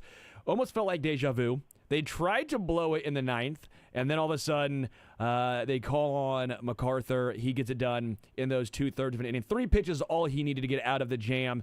Royals win 6-4. What did you take away from last night's win? Well, I like that they put him back on the horse like the next night. The like, white horse. They put him back on the white horse. That's right. And then, he didn't have days to stew about it or kind of feel sorry for himself. And, I think Matt Quatraro said all the right things, like, we support him, And look, every closer, Mariano Rivera had blown saves, right? These guys are human. You're not going to convert every single save that you have. And he's a young guy without much of a track record. He's got to learn how to fill this role, learn how to, develop into the closer's role. So it's nice to see him get back on the horse and have a good outing because, they're going to need a good bullpen. I don't think that this lineup is going to give them a whole lot of margin for error when it comes to having leads late in games. So they need some shutdown relievers out there. And I think MacArthur, I know there's some doubts about him after Tuesday night's game, but I think he really provides the best opportunity to have a guy that can miss bats, that can get that big strikeout with that curveball to get them out of jams. I know John Schreiber's pitched really well this year. I don't think he has kind of that wipeout pitch that can really put a guy away. So I like seeing MacArthur kind of get back out there and pitch well, and I like that they have some confidence in him to be able to be the guy that can call on late in games because, like I said, they're going to need a guy to kind of shut down things. So I would like to see Quatraro maybe be a little more flexible when it comes to bullpen roles. I think he is kind of going back to the old school approach of like, this is my ninth inning guy. I know it's cool to see him with the entrance music and the lights flashing and have a ninth inning guy, but it's okay to have a guy come out in the eighth, and I've done that a little bit already. But mixing and matching roles and finding the best matchups, leaving guys out there to face another inning, I think is okay. I would like to see him get a little more flexible with that, but it's really nice to see MacArthur come back and pitch well. Let's stick with the bullpen for a moment here. What's your main takeaway on the bullpen so far? Obviously, they had the horrendous start, then they went on just a phenomenal stretch. Now they're somewhat I think back to the norm, back to what we thought they were going to be. Will Smith has taken over this mop-up role, and what's it, 6 straight scoreless appearances for Will Smith. Nick Anderson has been solid yet unspectacular. Zerpa has probably been the most fun one to watch with that 1.69 ERA. Chris Stratton, for the most part, has been walking the world. And then Schreiber, I think, has been absolutely nailed. Schreiber has been everything you could ask for and then some. But what are your main takeaways on the bullpen so far? I think the main takeaway is they have like 4 or 5 above average, but not like elite arms out there who are pretty interchangeable, which is a good thing. I think you want guys, a lot of different options because you can't pitch one guy out there every night. You need a lot of different solutions. And, the guys you mentioned, I think for the most part have pitched pretty well. Will Smith certainly had his struggles early in the year, and his fastball velocity still kind of worries me a little bit. He's pitching a lot of lower leverage innings, so we'll see if they start easing him back into high leverage outings again. But Zerpa is a guy that I wasn't really, counting on a lot from out of the bullpen. He was kind of a surprise to make the bullpen to begin the year, and he's looked really solid. I'm wondering if they start easing him into more tight situations where it isn't just facing left-handers, it's facing guys from both sides of the plate. They're asking him to get out of jams. I think he's a guy that has kind of the mentality to do that. He's not a guy that nibbles He likes to attack hitters. He might be really well suited for a bullpen role. So kind of excited to see what he can do. But yeah, the bullpen, I think it's going to be an above average to average bullpen, which is okay. But like I said, they really need kind of a bullpen that can hold a 1-run lead, because I don't see this offense giving them a whole lot of nights where they have a 5-run lead going in the ninth inning. Now, if they keep up this 8-run, 7th inning, nonsense they've been doing the last month, that'd be great. I don't know if I expect that going forward. But, it's a bullpen that's going to need some help. And I think there's help coming on the way. I think Will Klein showed what he can do a little bit. He's going to be an option, I think, later in the year. John McMillan's really struggled in Omaha with the walks, but he's a possibility if he can kind of iron out his problems. Carlos Hernandez is rehabbing right now. Still have some hope that, maybe Brian Sweeney and his team can kind of turn him around. So there are some options late in the year. Of course, there's always a trade market, but I do like this bullpen going forward. I think they're at least an average bullpen that can give you a chance to stay in games. Max Reaper from Royals Review is our guest. I want to talk about Brady Singer here. Brady Singer, how many times have we said this year, has not had his best stuff but found a way to grind it out? It feels like almost every single one of his starts. 5 1/3. 5 hits, 2 walks, only 1 run given up, but 89 pitches. I don't want to say he was laboring, but he wasn't the most efficient last night, but yet he still found a way to get through 5 1/3, only giving up 1. What have you seen from Brady Singer this year? Because to me, that's the main takeaway, is he's no longer having this where he doesn't have his best stuff and he's getting shelled for 4 or 5 runs. If this was last year or the year before, it would have been 5 1/3, 3 or 4 runs given up, games almost out of reach. This year's different. This year he's really finding ways to get out of innings, to keep guys off balance. The addition of the 4-seamer obviously has been a huge talking point. But what have you taken away from Brady so far this year? I think he's a guy that has really benefited from having a veteran starting pitcher added to the rotation in Seth Lugo and Michael Wacha. I think he's probably learned a lot from those guys about how to win without your best stuff that night, because he's a guy that, look, he's emotional on the mound, which is a good thing when things are going well, but it can be kind of to his detriment sometimes when he's struggling. And I think those guys have kind of taught him, look, you're not always going to have your best stuff. Here's how to kind of grind it out for 5 innings when you don't necessarily have your out pitch working for you. And I think I think the way you put it is great. Like he's giving you 5, 6 solid innings each time out. It may not be spectacular, but it's keeping you in the game. And I think the other benefit of bringing in these veteran pitchers is, I think the Royals are kind of counting on Singer in the last couple of years to be the ace, right? And he was kind of an ace in name only, even when he was really good in 2022.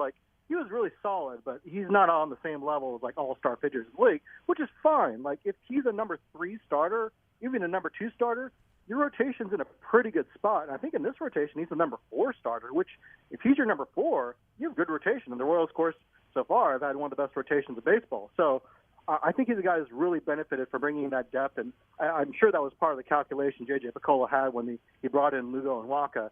But I think he's really benefited from that. I think it's going to be a really important year for his career, and it's really promising to see him kind of work on his pitches and be able to win. We just got to get him to stop reaching out for ground balls up the middle. Yeah. Daniel Lynch had a nice start in his little spot start there, going 5 innings, 6 Ks. His slider was on in that one, in my opinion, especially to left-handed hitters. Did that save his career, that start right there? Because he was not the first guy the Royals turned to, right? They turned to Bolin before him. Alec Marsh made the roster out of spring training before Daniel Lynch did. His velocity is still down, which concerns me, but it was against a good lineup, and he was able to get it done, almost leading me to believe that the next time they need a spot start through the rotation, Daniel Lynch will probably get the call. What did you take away from that start, and did it save his Major League Baseball career? Yeah, I think what was really impressive is that he didn't pitch well initially. He kind of worked through some troubles and then kind of got it stronger as the game went along. So, I think that's a good way of putting it. That may have saved his job, at least as far as a starting pitcher. I think he was kind of starting to head towards the failed starter. Let's turn him into a reliever, see what we can get out of him, career, which could still be an option down the road for him. But it was encouraging to see him kind of have a nice outing. And we gotta start giving some dap to Brian Sweeney and his pitching development team. I know it's still early, but him and Alec Marsh, 2 guys that had really didn't look super great last year. And Lynch is a guy that has had potential, just never been able to put it together. And through a couple of starts so far, pretty promising returns on those guys.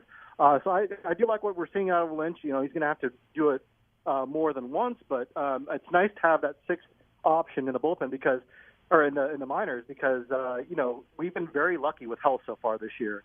You see pitchers all over the league, falling to the injured list. The Royals have been very lucky. Alec Marsh has been their only injury, and he is going to return this weekend after just being out for 10 days, or 2 weeks, I think. So you're probably going to need a sixth starter, probably a seventh starter at some point. So to have Lynch as an option there, I think is going to be pretty nice, especially if they can get some good performances, at least just solid starts out of him. Max Reaper of Royals Review is our guest. Switching gears and talking about the offense here. We mentioned the ups and downs, and to me, there's no bigger culprit than the on-base percentage of the Royals. There are three guys who have done all the damage for the most part: Bobby Witt Jr., Salvador Perez, Vinny Pasquantino. Respectively, 394, 387, 338 on-base percentage. The Royals only have one other player with an on-base percentage over 300 who has at least 50 at-bats. Guess who it is? It's not Adam Frazier. No, it can't be. He's actually close. It is Freddie Fermin, the backup catcher. He just went over. He just crested it after last night's game at getting to 302. So that, to me, is the culprit for longevity. Can the Royals sustain anything record-wise going forward with the offense struggling to get on base the way they have? How many years have we talked about this being the problem with the lineup? There's not enough guys with on base, right? It's just continually a problem with this franchise. Now, I think they're getting better about it. I think Piccolo has an eye for that, drafting, and guys like Vinny Pasquantino and MJ Melendez, who has an eye for walks but hasn't hit for average, so his on base is not good. And man, we really need to get him going because he's been struggling. But yeah, it's just always been a problem for this franchise, and hopefully it's turning around a little bit. And, the fact that they were attached to Luis Arraez and trade rumors. And J.J. Piccolo, I think, explicitly, we're looking for on base because we know we need some table setters for Vinny Pasquantino, Bobby Witt Jr., and Salvi. So it's something I think they're looking for, but they really need to get some of these guys going. Maikel Garcia, I think, has been the most disappointing. Not that my expectations were super high on him, but he got to that great start in the first week or so of the season. You thought, okay, we may have something here, and he's gone through these long slumps where maybe he's pressing or trying to hit a home run every time up, but his job needs to be to get on base, set the table for Bobby and Salvi and Vinny. So hopefully he's a guy that can get going. And Vinny, I think, is starting to snap out of it a little bit. He had some hard hit balls this week, but they're going to need some help, right? And so reaching out and inquiring about a guy like Luis Arraez makes a lot of sense. I think they are going to look for guys like that. I've been kind of talking up Tommy Pham for the White Sox, who's a guy that, he is a veteran, has had a pretty demonstrated ability to get on base pretty well, has some pop as well. I know his reputation is he slapped Jock Peterson in a fantasy football argument, which can be either a sign of intensity and competitiveness or a sign that he's a psychopath. And there's a fine line between those two when it comes to sports. I think of Michael Jordan. If you heard he slapped Steve Kerr over a fantasy football dispute, you just say, oh, well, he's a competitive guy. Whereas Pham maybe doesn't get the benefit of that doubt. So, the Royals have to decide if that guy makes sense with their clubhouse and with their lineup. There's going to be some other names out there that will be available, I'm sure. But I think they're gonna have to get some outside help at some point because Hunter Renfroe, I didn't like the signing at the time. He was always a bad on base guy. He had a bad year last year. He's certainly in his decline phase. Hasn't shown anything yet. We're in month one of a 2-year contract, so they kind of have to ride it out for a little bit. But they're going to need someone they can put out there that can get on base and lengthen that lineup because they're batting Michael Massey cleanup. And Massey's been hitting well, but he shouldn't be hitting cleanup. They're batting Adam Frazier at DH. That's not a lineup that's going to score a lot of runs. So they need some help. Yeah, when your big power bat you brought in Renfroe is slugging 270. Slugging is that not good? Some say not great. Some say. Nelson Velasquez. Now, I don't know how much faith they actually had in Nelson, right? Maybe they did, maybe they didn't. We all knew his, 17 home runs and 180 at-bats. That was clearly unsustainable, but this drop-off has been I think, unexpected even for the most ardent disagreeers of Nelson. Adam Frazier, again, he's not been very good. Still gets on base at a 289 clip, but that's about all he's bringing to the team right now. Not much in regards to hits, and especially no power, only 2 doubles on the season.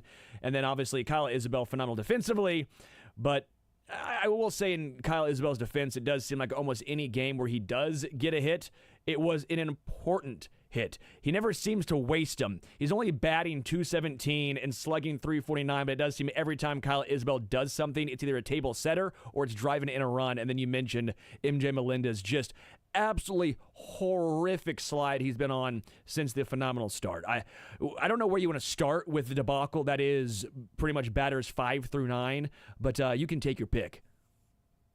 Well, yeah, Melendez, he's this guy. I mean, I have such high hopes for him, and he has a lot of the profiles of a guy that should be successful. But we're up on like 1,300 plate appearances in his career now, and he's been a below-average hitter and his defense has improved, but he's not an elite defender.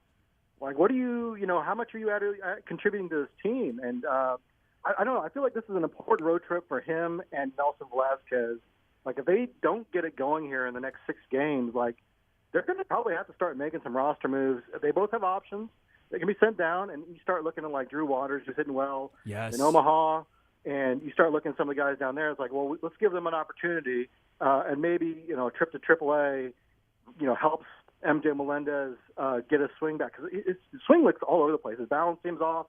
He's not, last year, I was like, well, he's hitting the ball hard, and he still does at times, but it didn't seem like he's squaring up as much as he should be. So maybe he just needs a trip to Omaha to kind of get his head on right, or maybe send a message of like, you need to adjust because what you're doing is not working.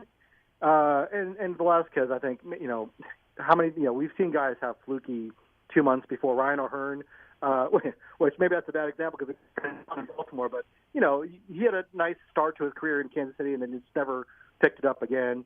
So there's potential there with Nelson Velazquez, but the Royals have kind of said, look, we're not in a position anymore where we want to wait for guys to develop and figure things out. And so the leash is going to be shorter this year than it was last year when it was just an evaluation season. We want to get plate appearances. So a guy like Melendez, he's kind of at a point in his career where he starts to start hitting because he's not as young as he used to be, and the potential starts running out at some point. So hopefully we can get things going on this road trip, but they're going to – I feel like next week, if we don't see some guys pick it up a little bit, we're going to start seeing changes to this roster. Do you think Drew Waters is the first name called? I mean, I sure hope it is. I have been a ardent Drew Waters supporter. Again, maybe this is just me falling in love with the tools that he possesses, but he gets on base, right? He takes a lot of walks. Yes, the strikeouts are concerning, but I'll take the walks, the slugging, and the fact that he actually can hit for some average. And I do think he plays an above-average right field and maybe a average center.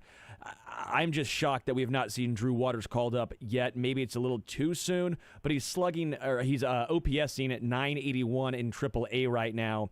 You're looking at MJ Melendez. You're looking at Nelson Velazquez. You mentioned the options they have to be able to be sent down. I'm just surprised we have not seen that yet.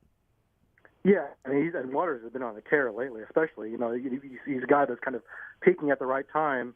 And you mentioned the defense. I think that's one of the bigger, selling points on him is he provides above average defense on the corners, like you say, and you can put him in center as a guy that can replace Isbell if need be. And that's something Velazquez doesn't provide. MJ Melendez doesn't really provide. Those guys need to hit to be of any kind of value, and they're not hitting. So they're kind of just occupying a roster spot without, contributing much. So you kind of look to a guy like Waters and be like, well, at least he has legs that can run and can field. Hopefully he hits as well. And like you say, he's got an ability to draw some walks. He's got a little bit of power, not a whole lot, but he's a guy that can, put the ball over the field, switch hit, which they kind of need right now because there's been some days where, they have a righty or lefty-handed heavy lineup that isn't, has Adam Frazier hitting DH. That doesn't look so great. So I would think he would be up pretty soon. And I agree, it's kind of overdue at this point. Like, what are they waiting on at this point? Because even if you don't want to send down Velazquez, what's Adam Frazier really contributing to the roster? I know they don't want to necessarily release a guy outright this early in the year, but, his OPS is still under 600. I'm sure he's a good clubhouse guy, but is that worth keeping around on the roster when a guy like Drew Waters is hitting? So I don't know. Like I said, I think we're at the point now. Usually you say Memorial Day is when the pennant race really begins. Well, you want to have your roster kind of, you want to figure some things out before then. You want to have so these next couple weeks I think is kind of important to, number one, make sure you're fit for Memorial Day. Certainly don't want to collapse in the next 3 weeks. But to do that, I think they need the best lineup they can put out there. And I think at this point, I'm not even a big Drew Waters fan like you are. I think you're much higher on him than I am. I think he's like a nice fourth outfielder. But at this point, they need a fourth outfielder, right? They need someone who can go out there and have some offensive potential because they're not getting much out of those Velasquez, Frazier, and Melendez right now. Come on. They got at least a robbed home run from Adam Frazier, so he's got that going for him. Max Reaper of Royals Review is our guest. You wrote a really good article on RoyalsReview.com, and it was How Will the Royals Balance Short-Term and Long-Term Winning, and Are the Royals in Win-Now mode? What all did you find? Yeah, I think the Royals, they're in an interesting position because the last year was obviously an evaluation season. And you went into this year wanting to improve, but you don't want to, they certainly didn't make any moves where they said, let's trade our best prospects for like a win-all move. Like, they didn't trade for like a Ben Zobrist, Johnny Cueto, where they traded top prospects, right? And of course, they're not going to do that. But now they're in a position where they've gotten off to a good start. They're getting an MVP-type season from Bobby Witt Jr., Salvador Perez is still performing at a very high level.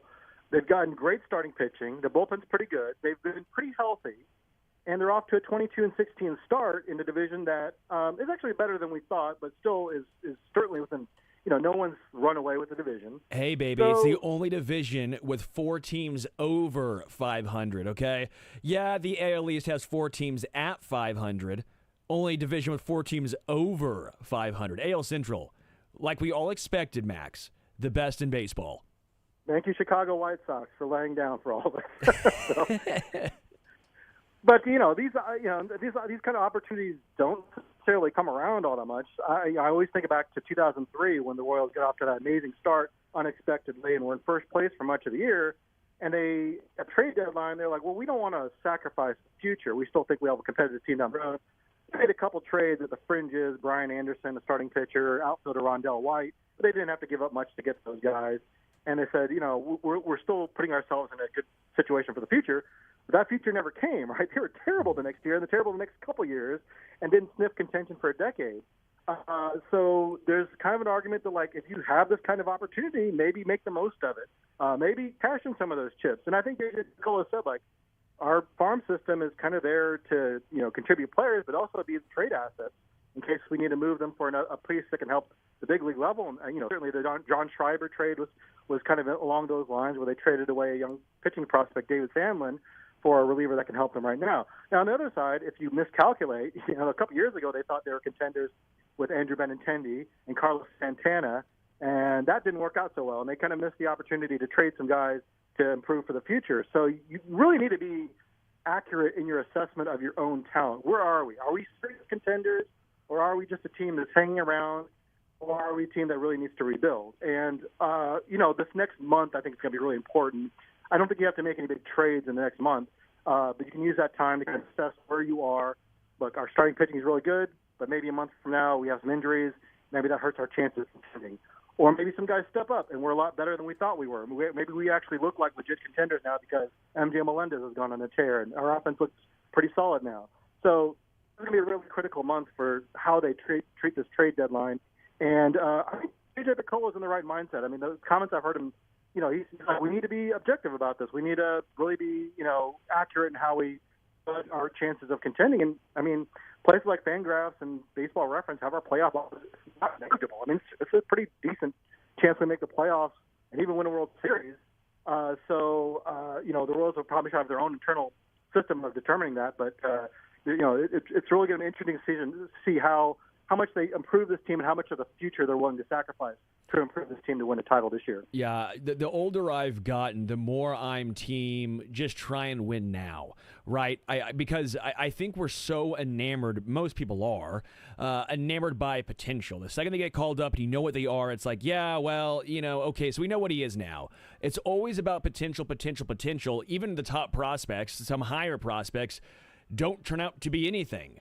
Would you have been better off with John Schreiber with his 1.1 or David Sandlin, who some folks didn't want to give up?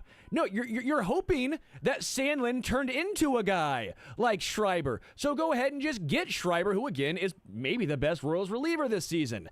Alberto Mondesi, and I became victim to this, where I thought that guy is a stud. No chance you give up on Mondesi. What about Asa Lacy? Like, the list goes on and on of high potential players. And as much as I love Moustakas, as much as I love Eric Hosmer, I think Hosmer in particular, did he ever really live up to the lofty expectations? He was a really damn good player. Damn good player. But, like, you always have their potential, almost always, higher than the actual realization of what they become in the majors. Now, there's always outliers, and that's what makes it so fun. Bobby Witt Jr., top prospect, top player. Bryce Harper, top prospect, top player, right? Like, there's always the outliers, and so we always sit back and think, well, they could become that. But the odds of that are so damn slim. I'm team trade the farm and win now, because you never know if the farm is going to get enough rain, and now all of a sudden the crops are no good. Oh, 100%. I mean, I think the fact that, in my opinion, the farm system is still a bottom 10 system. I know other guys that follow the farm system a little closer are a little higher than I am on that. But if the farm system isn't that good, like, it's like there's help coming down the road. Like, the team is not guaranteed to be better in 2 years. When, some of these prospects come up, like you said, a lot can go wrong before they get to the big leagues. They may not pan out. As much as I like, some of these players, they may not contribute anything to the big leagues. You have a chance right now. You are off to a good start. You have a healthy team. You have a good pitching staff. Shoot your shot. They need to push all their chips in and, empty out the farm system to win this year. But and I think they're going to look for guys that have more than 1 year of club control. So guys that they can have for the next couple of years. But that makes a lot of sense to me. I mean, if you're not developing a ton of pitching prospects, trade your pitching prospects for established big leaguers. That makes all the sense in the world to me. So I don't want them to do that if they're like a couple games under 500 in July. But if they're still, in it like they are right now, it makes a lot of sense to me to say, look, let's give our team the best chance of winning we can. If we empty out the farm system, or if we trade away some of the farm system, then we just have to we have to replenish it. We have to get more players, but we're going to do what we can to make this the best team that we can this year. All right, Max Reaper, again, of Royals Review. Before I let you go, final question, hard question. Do the Royals make the playoffs? Do they make a playoff? So that's a good – it's funny. I've just been enjoying the ride so far. I haven't thought seriously about whether or not they can be a playoff team. I mean, I think they can be, but, man, will they? I mean, if they keep playing like this, there's no reason why they can't. I mean, they can get to 86, 87 wins, which you're talking about 6 playoff spots. That's the 6th best team in the American League. Why not? I like their chances right now, and I guess I think there's some more help coming in the bullpen. And I think JJ's got a sneaky trade up his sleeve this summer. So, I'll go ahead and say they can win 87 games and make it as a wild card team. Max said lock it in. That's his lock of the year. Lock it in. Royals. That's what you're saying, right? Royals playoffs team guaranteed? I might as well put all my chips in, right? Sure. Yeah, let's lock it in. All right, getting a tattoo. I'm getting a Royals playoff 2024 tattoo. Give me my first tattoo. Just so you know, Max, so if they miss, I am blaming you. I hope you can handle that on your conscience. There's always tattoo removal services, so. There we go. Max Reaper of Royals Review. Check out his great work at royalsreview.com. Max, always a pleasure. Thanks for having me on, man. Let's talk again soon. Yeah, of course. We'll take a break, come back. The Zone rolls on after this.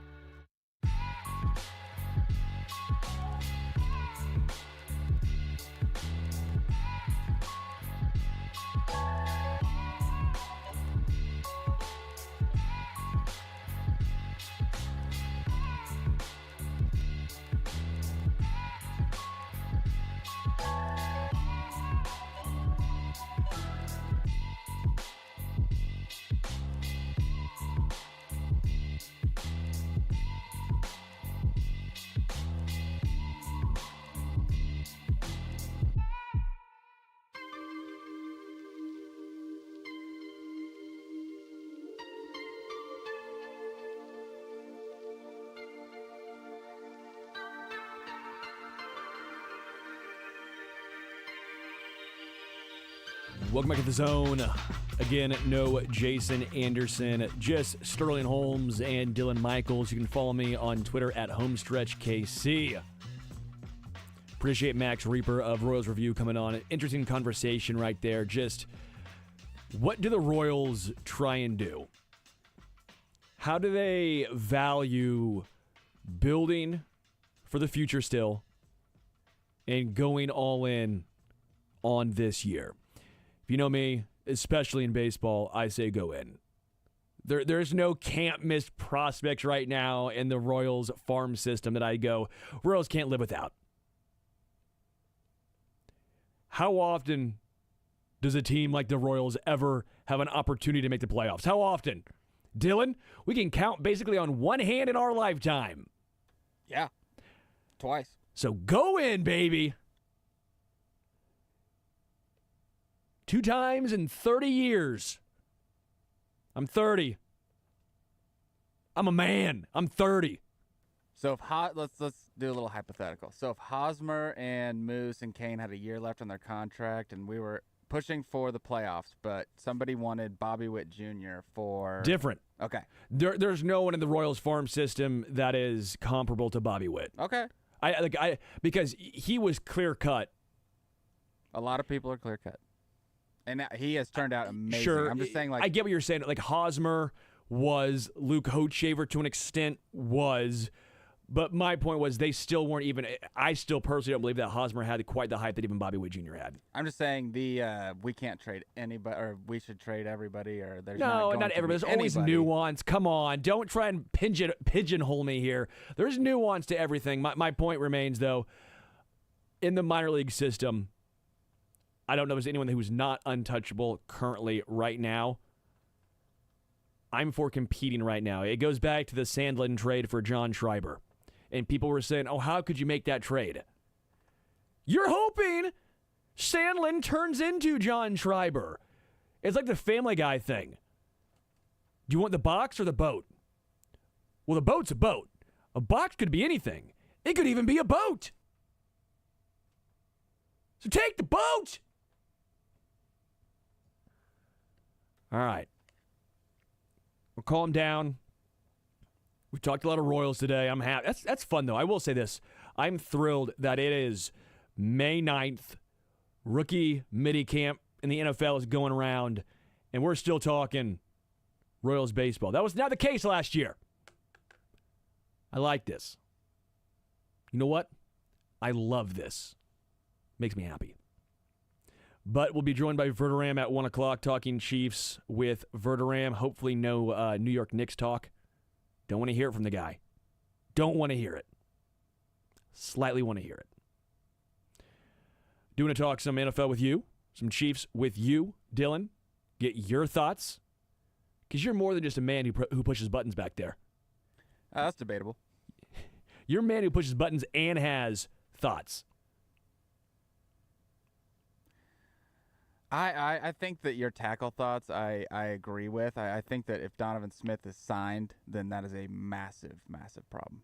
Especially how Lucas Niang has turned out, and then what would be then Wanye. He's right. If they sign Donovan Smith, it's kind of a Wanye red flag about his progress than anything. Because Kingsley is going to have time, especially this year. But I really hope that I don't see a Donovan Smith signing because that would be bad. Yeah. I'm with you. I mean, that would be great because he's a great average at best. Like he is a. I'm saying he's like a great average at best. You don't have to worry about him. Yeah, I'm with you. Right. But like where I'm at now is I don't know how much better he currently is than Wanye Morris, if any. And at some point, you have to see what you got. I just don't know how they can make Orlando Brown Jr. a serviceable left tackle and Kingsley won't work out. Is my opinion, because I think that Kingsley will be the left tackle. Phenomenal point.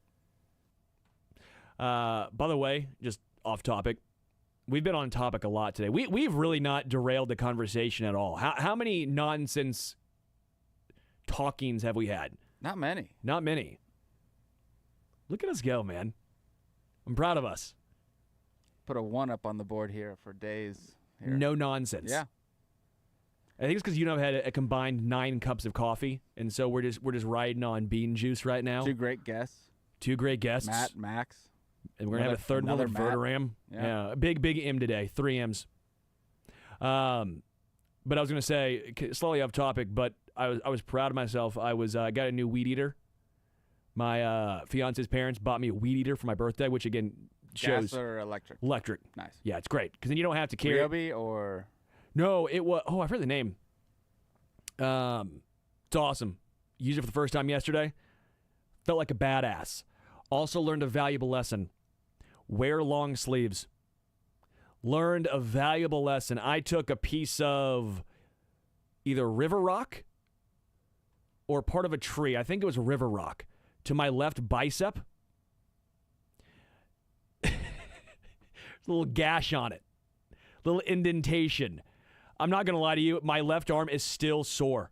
Like as far as like moving it, you know when you feel like you haven't worked out in a while and you get a real good pump in, and like the next day or two your arm feels like you can't move it. You're like an action figure. You can't extend move the arms. Yeah, good call. That's what I feel like today, my left arm, because I took a bleeping rock. River rock looks so good until you're weed eating around it, and all of a sudden it goes, and you're bleeding from your bicep. I'm just thankful I didn't lose you and Jason today, because boy, it's close. It sounds like. Well, no, I fight through. Nice. I fight through. I'm Salvi. He's more of a what would that be? Sammy Watkins? No, that would be Salvi. You're saying he's fighting through it? Yeah, I'm fighting through it. I'm Salvi. Salvi. I'm Salvi. Jason's Sammy Watkins right now. Is that what we're going with? I don't know. I hope he's not listening. I'm saying you're a really good wide receiver, Jason.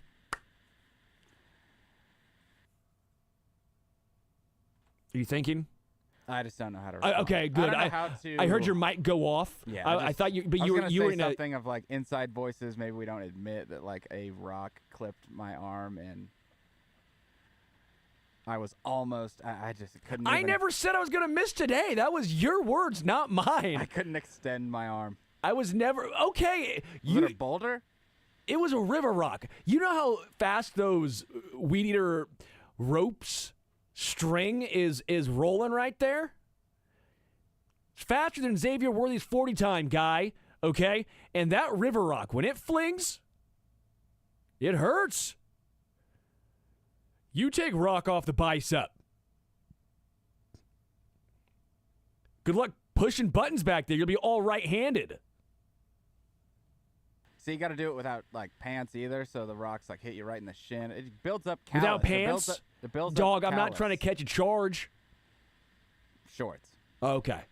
I did wear shorts yesterday. I wore shorts, a t-shirt. Actually, I may have been shirtless. That was stupid. I did wear glasses because I'm responsible. I have those like woodworking glasses. Never woodworked in my life. You think I have a lot of wood in my garage. Zero ability to actually work with said wood. But yeah, I learned a lesson. If you're listening right now, wear a long sleeve shirt, pants, and glasses while you weed eat. Unless you're Salvador Perez, and apparently The Rock would be hurt. Not him. All right, let's go back to Chiefs talk while you're sitting back there like you're thinking like the thinker. I just don't know, yeah. Let's go to Chiefs talk. No, you're just making fun of me. I get it. No, I'm soft. I'm Charmin Ultra. I get it, Dylan. I like the Xavier Worthy videos that we're getting already, though. I really do. I think that are you buying in? There was a guy that was talking about, he's a former DB, and he was saying that route that he ran with Mahomes, he'll have it the entire time. So 3rd and 4, 3rd and short, Xavier Worthy routes are going to be wide open a lot. Like, that's why I just think that going overboard about someone dropping their first rep while also going overboard about that play is kind of ridiculous, but it's where we're at. So we just have to have a little bit, positivity. Yeah. Well, and you know me, Dylan. I consider myself a positive guy, right? I think I'm a pretty positive dude. I'm going to be positive with these guys. Like, again, it might not have been my favorite pick, but now I'm trying to find ways to say, okay, well, this makes more sense. Me too. And you know me, I thought Ladd McConkey fit this offense way better. And I thought trying to replace Tyreek Hill over and over again is a bad idea. And I didn't realize, this is not apple-to-apple Tyreek replacement like McCole was. Agreed. The attempt at that was. This is a Deshaun Jackson. This is it's a whole different situation where I also think, and I believe Jason may have been the first one to say this, so I'll give Jason some credit here. Xavier Worthy can make an impact on the field even if he's not catching the football. Not dropping the football, absolutely. but he can make Hollywood Brown can make that same Yes, impact. he's going to extend the field, and we were hoping for Rashee Rice, but now it's going to be Travis Kelce and Sky Moore, whoever else is going to be in the slot. Yes. Whoever's in the slot is going to feast. They're going to get one-on-ones all day because now you actually have to respect Xavier Worthy going deep and Hollywood Brown. Yes.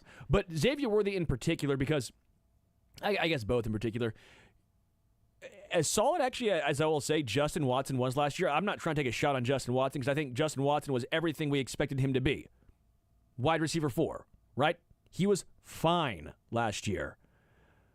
But he may have been their best deep ball threat.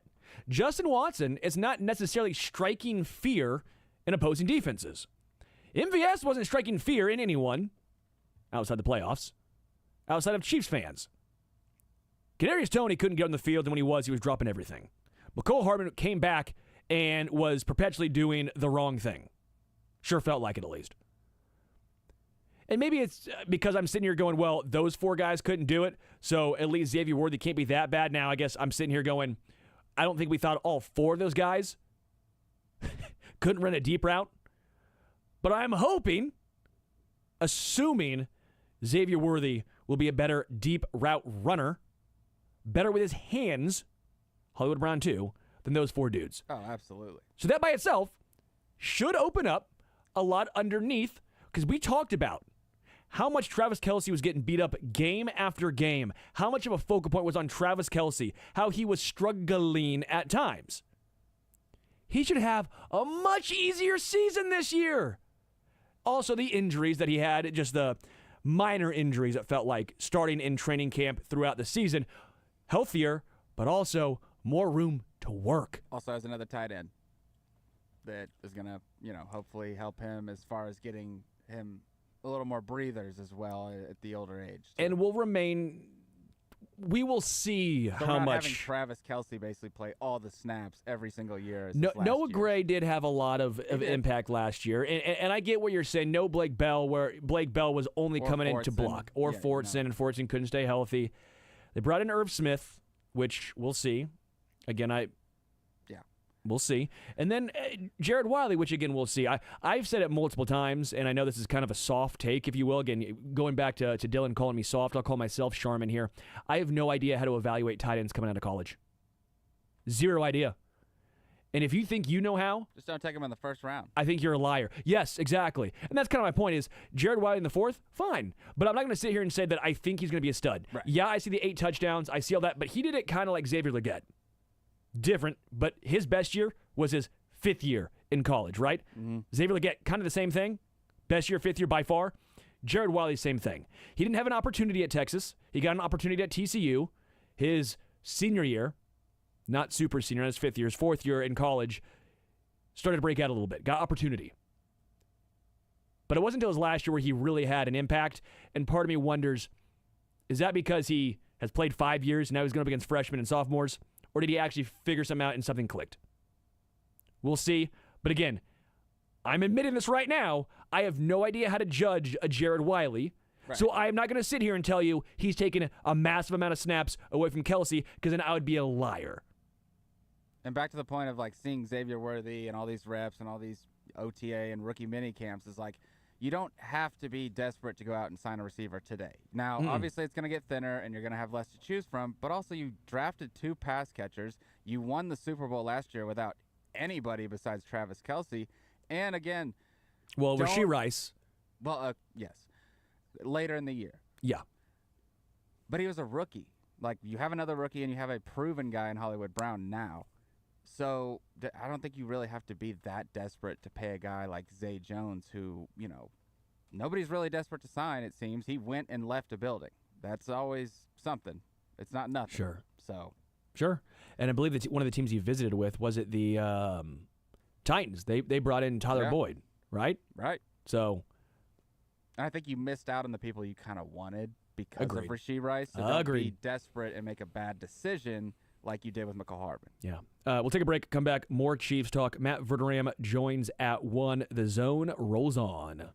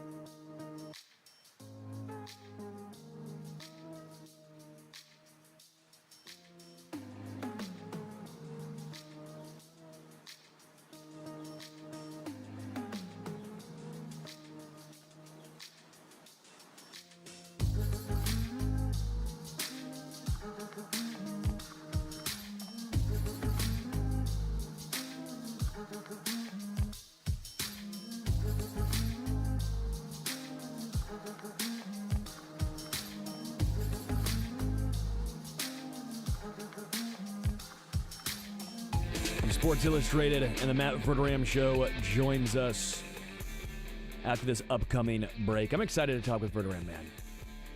Been a while. Been a bit. He's going to have to answer for those refs favoring the Knicks. So, They did. Yeah. 79. Was that when the Pacers came up with 79 calls that were incorrect against them? We will ask him about it. You know how you call me soft for getting drilled with a rock from a weed eater? I don't know if I'd be the only person, but 79? What are these infractions? Zero chance. Verderam. Up next on The Zone.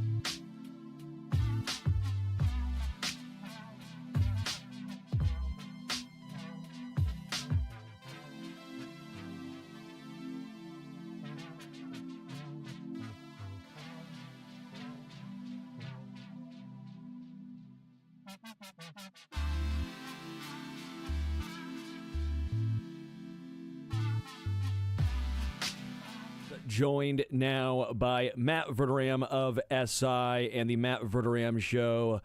Verderam, how are you? I'm fine. How are you doing? Oh, no, you're doing better than fine. I know you're a Knicks fan. You were brutal on the X last night. As a Sixers guy having to watch that was just depressing. So, no, you're doing better than fine unless you actually did smoke the full pack of Marlboro Reds last night. No filters. No, I don't smoke, but I feel like I needed to after that game. I had never seen a sport devolve into just constantly blaming officiating for every game. And by the way,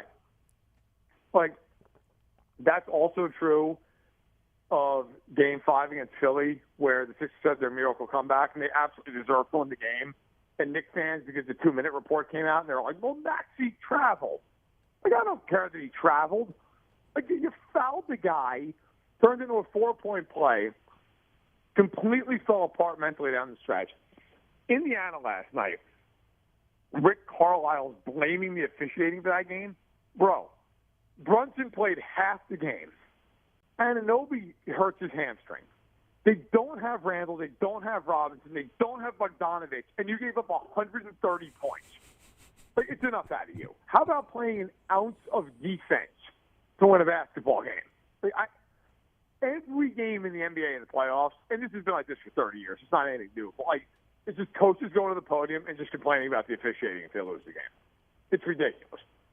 It's Charmin Ultra Soft. I couldn't have said it better. The fact that you have 130 points and you complain about officiating, was it perfect? No. Is it ever going to be? Also, no. Grow up. Don't give up 130. You give up 130 points. 130! Guys, but this is logic, so stop. Really. Also, the other side of it is, the other part of this is, too, now the series is going to Indiana. I am a Knicks fan. I know damn well the Pacers are going to get a good whistle the next two games, which I think is ridiculous that home teams get an advantage in the NBA, just like stars do. I forget, it was Maxey, and it was somebody in Philadelphia media who was like, even if the foul isn't that bad, he should get the call because he's a star. I'm like, that's only in the NBA would you say that. There's no other world where you're like, listen, Travis Kelce, even if it's not interference, if he doesn't catch the ball, they should just call it that because he's great. Hey, Verderam, push back Tom Brady, okay? Tom Brady got slapped on the shoulder. Pass interference. Come on now. Yes. I think quarterbacks are a little different in this regard. The sport is unwatchable if you don't have a good quarterback. So the NFL is going to do everything it possibly can to protect these guys, right or wrong. And, we can have the argument. There's certainly an argument to be made that's wrong. But, the NBA, some of these guys basically might as well just sew a handle onto the ball and just walk up and down the court with it. And they don't call it. And then there's 18 illegal screens on a possession, and then they finally call one. Everybody goes berserk. The NBA officiating has been terrible my entire life. Nothing new. But, yeah, to hear Rick Carlisle, and then they sent him 49 plays that they – would you want to shoot 100 free throws last night? What are we even talking? I would take that more seriously if you sent in 8 plays. 9 plays. Okay, fine. 49 plays? If I was the NBA, I would throw a tape in the garbage. Well, Verderam, I'm happy for you. I'm sad for myself. Russell that tape, basically. Jamarcus Russell the tape, that's what you're thinking? Yeah. Yes. Just don't even look at it. Yeah. Pretend you did and call it a day. All right, let's get into Kansas City Chiefs football right now. We're done talking. That's all I could get out of you. First question I have for you is one I've actually not talked about enough and one that I find fairly interesting, and that's Leo Chenal. I get it. It's not the new thing, but it's a new thing in the situation that he's probably going to be labeled as a starter this year with Willie Gay Jr. gone. But I'm intrigued to see where he fits. Does he line up at edge at all, especially with the absence of Charles Omenihu because of injury? He was doing that as this season progressed. He was phenomenal in both Super Bowls, so it's nice to see a player have their 2 best games in their career come in the biggest stage. But where does he actually fit? Because he's not the same pass coverage guy that Willie Gay Jr. was. He's a much different player, even if the athletic profile is both somewhat similar. What do you see from Leo Chenal heading into this upcoming season? I think, like you said, he's definitely going to see a big uptick in playing time because now Willie Gay's gone. I think that, with the Chiefs, their real starting base defense is going to be Tranquil and Bolton out there, and then you're going to have, nickel package and 4 guys down up front. I don't think he's ever going to line up as a traditional edge, but I do think, look, they like to bring him on blitzes. He's pretty effective when he does it. He's not, to your point, a guy who you're going to say, hey, we want you in pass coverage a lot. He's pretty decent when he's got to drop in his zone, like a little shallow zone. He can take away a running back. But, yeah, you're not matching him up one-on-one with a tight end. Like most of the time, if they're going to do that, they're going to do it with Tranquil or one of their safeties, who they have a handful of guys at safety who can do it. I think it's going to be that he's used quite a bit in run-stopping downs. I think he's going to be used to blitz a little bit, some zone pass coverage concepts. But he's going to be, of the linebackers, bar injury, he will see the third most playing time. I think Tranquil and Bolton are going to have a clear advantage in terms of snaps, but he will still see an uptick because of Gabe's departure. Matt Verderame is our guest. How do you see the secondary shaking out, particularly at cornerback? Because Trent McDuffie was all-pro in the slot last year. Do you see him transitioning almost full-time to the outside? Will he travel at all, a la L'Jarius Sneed? If so, what does that mean? Who's now the slot corner? How do you see the cornerback room in particular shaking out? Well, to me, it's one of the most fascinating parts of the offseason, Chiefs, and training camp, because when you look at it, last year, the biggest advantage they had in their pass coverage was they dictated the matchups because McDuffie could play inside or out, and so could Sneed. Sneed is now gone. I think the biggest loss in terms of what they lose with Sneed going to Tennessee, it's not even so much the coverage, although he was great in coverage. It's the loss of the flexibility because Watson and Williams cannot play in the slot. So they have to be outside.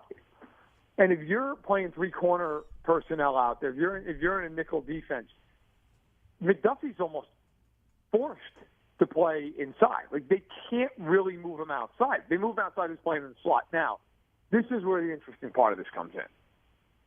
Do they decide, after drafting Jaden Hicks, do they let him be the third safety on this team? And do they move Tamari Connor into the slot role? Because if they do that, now you have that flexibility again. Because now it's like, okay, look, you can play McDuffie outside, you can play him inside, you can put Connor inside. Connor did some of that in college. He played sparingly there last year as well.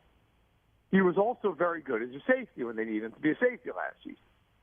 Do the Chiefs try to convert him into a slot corner, or even just, okay, maybe he can still play a little safety, but you're going to give him the bulk of his snaps at slot? Because if they do that, now you have, first of all, you have more depth at corner.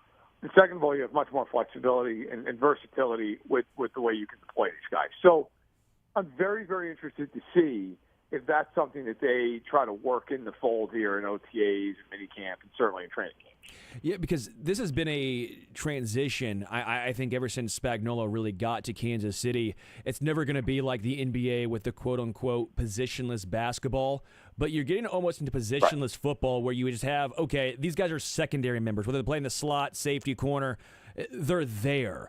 Kind of the same thing with Drew Tranquil and the versatility he brings. Again, you'll never have positionless because you're not putting, Chris Jones as a cornerback or vice versa, but you'll have a little bit of, okay, well, Chris Jones can play inside and outside. George Karlaftis inside, outside. Mike Dana inside, outside. Charles Omenihu inside, out. Like, there's so much versatility on this Chiefs roster. Do you think that this is the most versatile defense in the NFL, even with the loss of L'Jarius Sneed? And how much of that is just what Steve Spagnuolo likes to do? It's right up there. I mean, if it's not, it's right up there. Yeah, and a lot of it is because it's what Spagnuolo prefers. I mean, this has been a long-running theme with them for the duration of the time he's been here. He got there in 2019 for the first Super Bowl. So for the last 5 years, I mean, this has been something that they clearly value. You look at Jaden Hicks. He can play safety. He can play linebacker. He can play all the corner. You look at Tamari Connor. He can play corner, slot corner. He can play safety. Justin Reed is primarily a safety, but also plays down the box. Can play a little free safety And for them has been their free safety. He can play slot occasionally. Not that you want to live with him down there, but you can do it and not get killed. McDuffie, of course, can play in and out. Menahu and Dana. Both of them line up inside. Both of them line up outside. Jones lines up outside on third downs. Obviously, most of the time is inside. Like they value that a ton. They really, and I think a lot of that is, it is so hard to know what the defense is going to do when you've got 6, 7 guys on the field that can just do 2, 3 different things. I mean, it becomes very hard. If you're playing a defense where maybe 2 of the guys are somewhat versatile, but everybody else kind of static in terms of what they do. Like, if you're an offensive coordinator, you're looking at it, you're like, all right, look, we get this look, we know what they're doing. With the Chiefs, if you watch all 22 of them, they can line up the exact same way with the same personnel 6 times in a game and give you 6 different results out of it. You're guessing with the Chiefs, and that is, to me, their biggest strength, is that it is just so hard pre-snap to know what they're going to do because of the versatility and because of the genius of Spagnuolo. Matt Verderame is our guest right here, Sports Radio 810 WHB. As far as the running back room is concerned, not great after Isaiah Pacheco. Are they content heading in to the season with this? Are you expecting some potential looks after some June 1st cuts? What are you looking at? Because right now it's Isaiah Pacheco, Clyde Edwards-Helaire, LaMichael P. Ryan, Keontae Ingram, who came from Arizona, and obviously a couple of the UDFAs. What are you looking at here?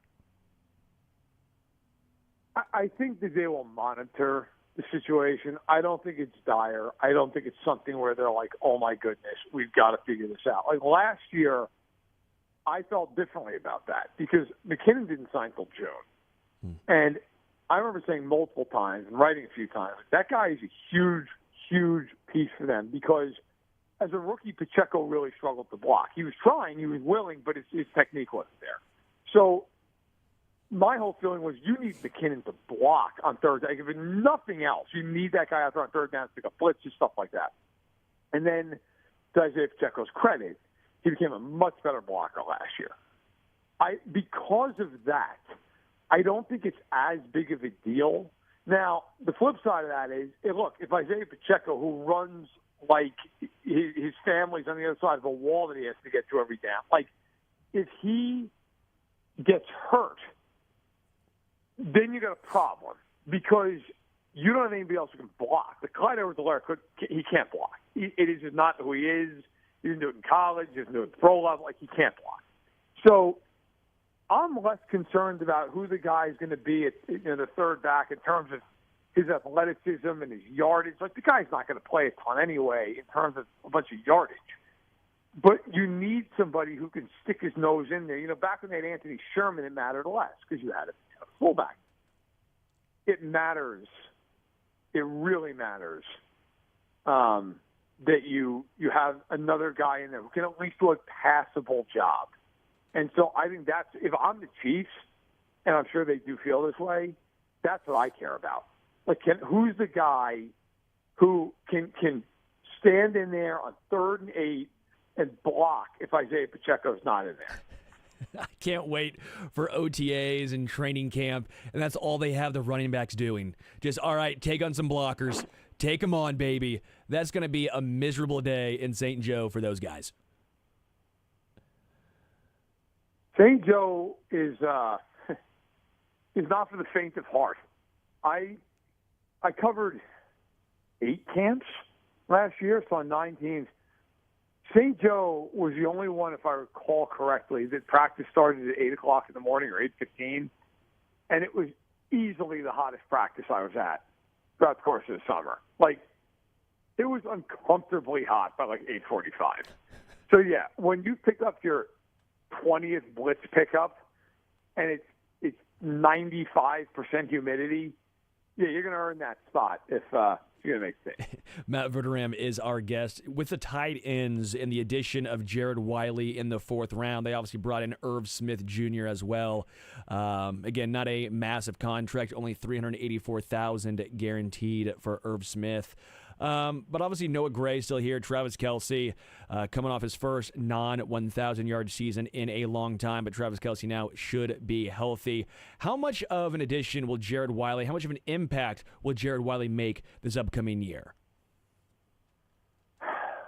I think it's probably minimal, honestly, because they don't use pass catchers a lot the first year. They just don't.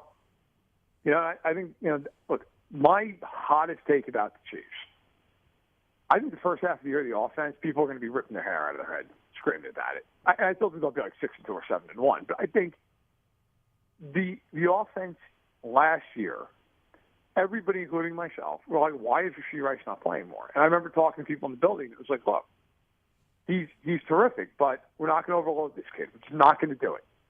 And at times, to be honest, I thought that was kind of insane based on the fact that the receivers that they were playing instead of him, it felt like they had money on the game the other direction.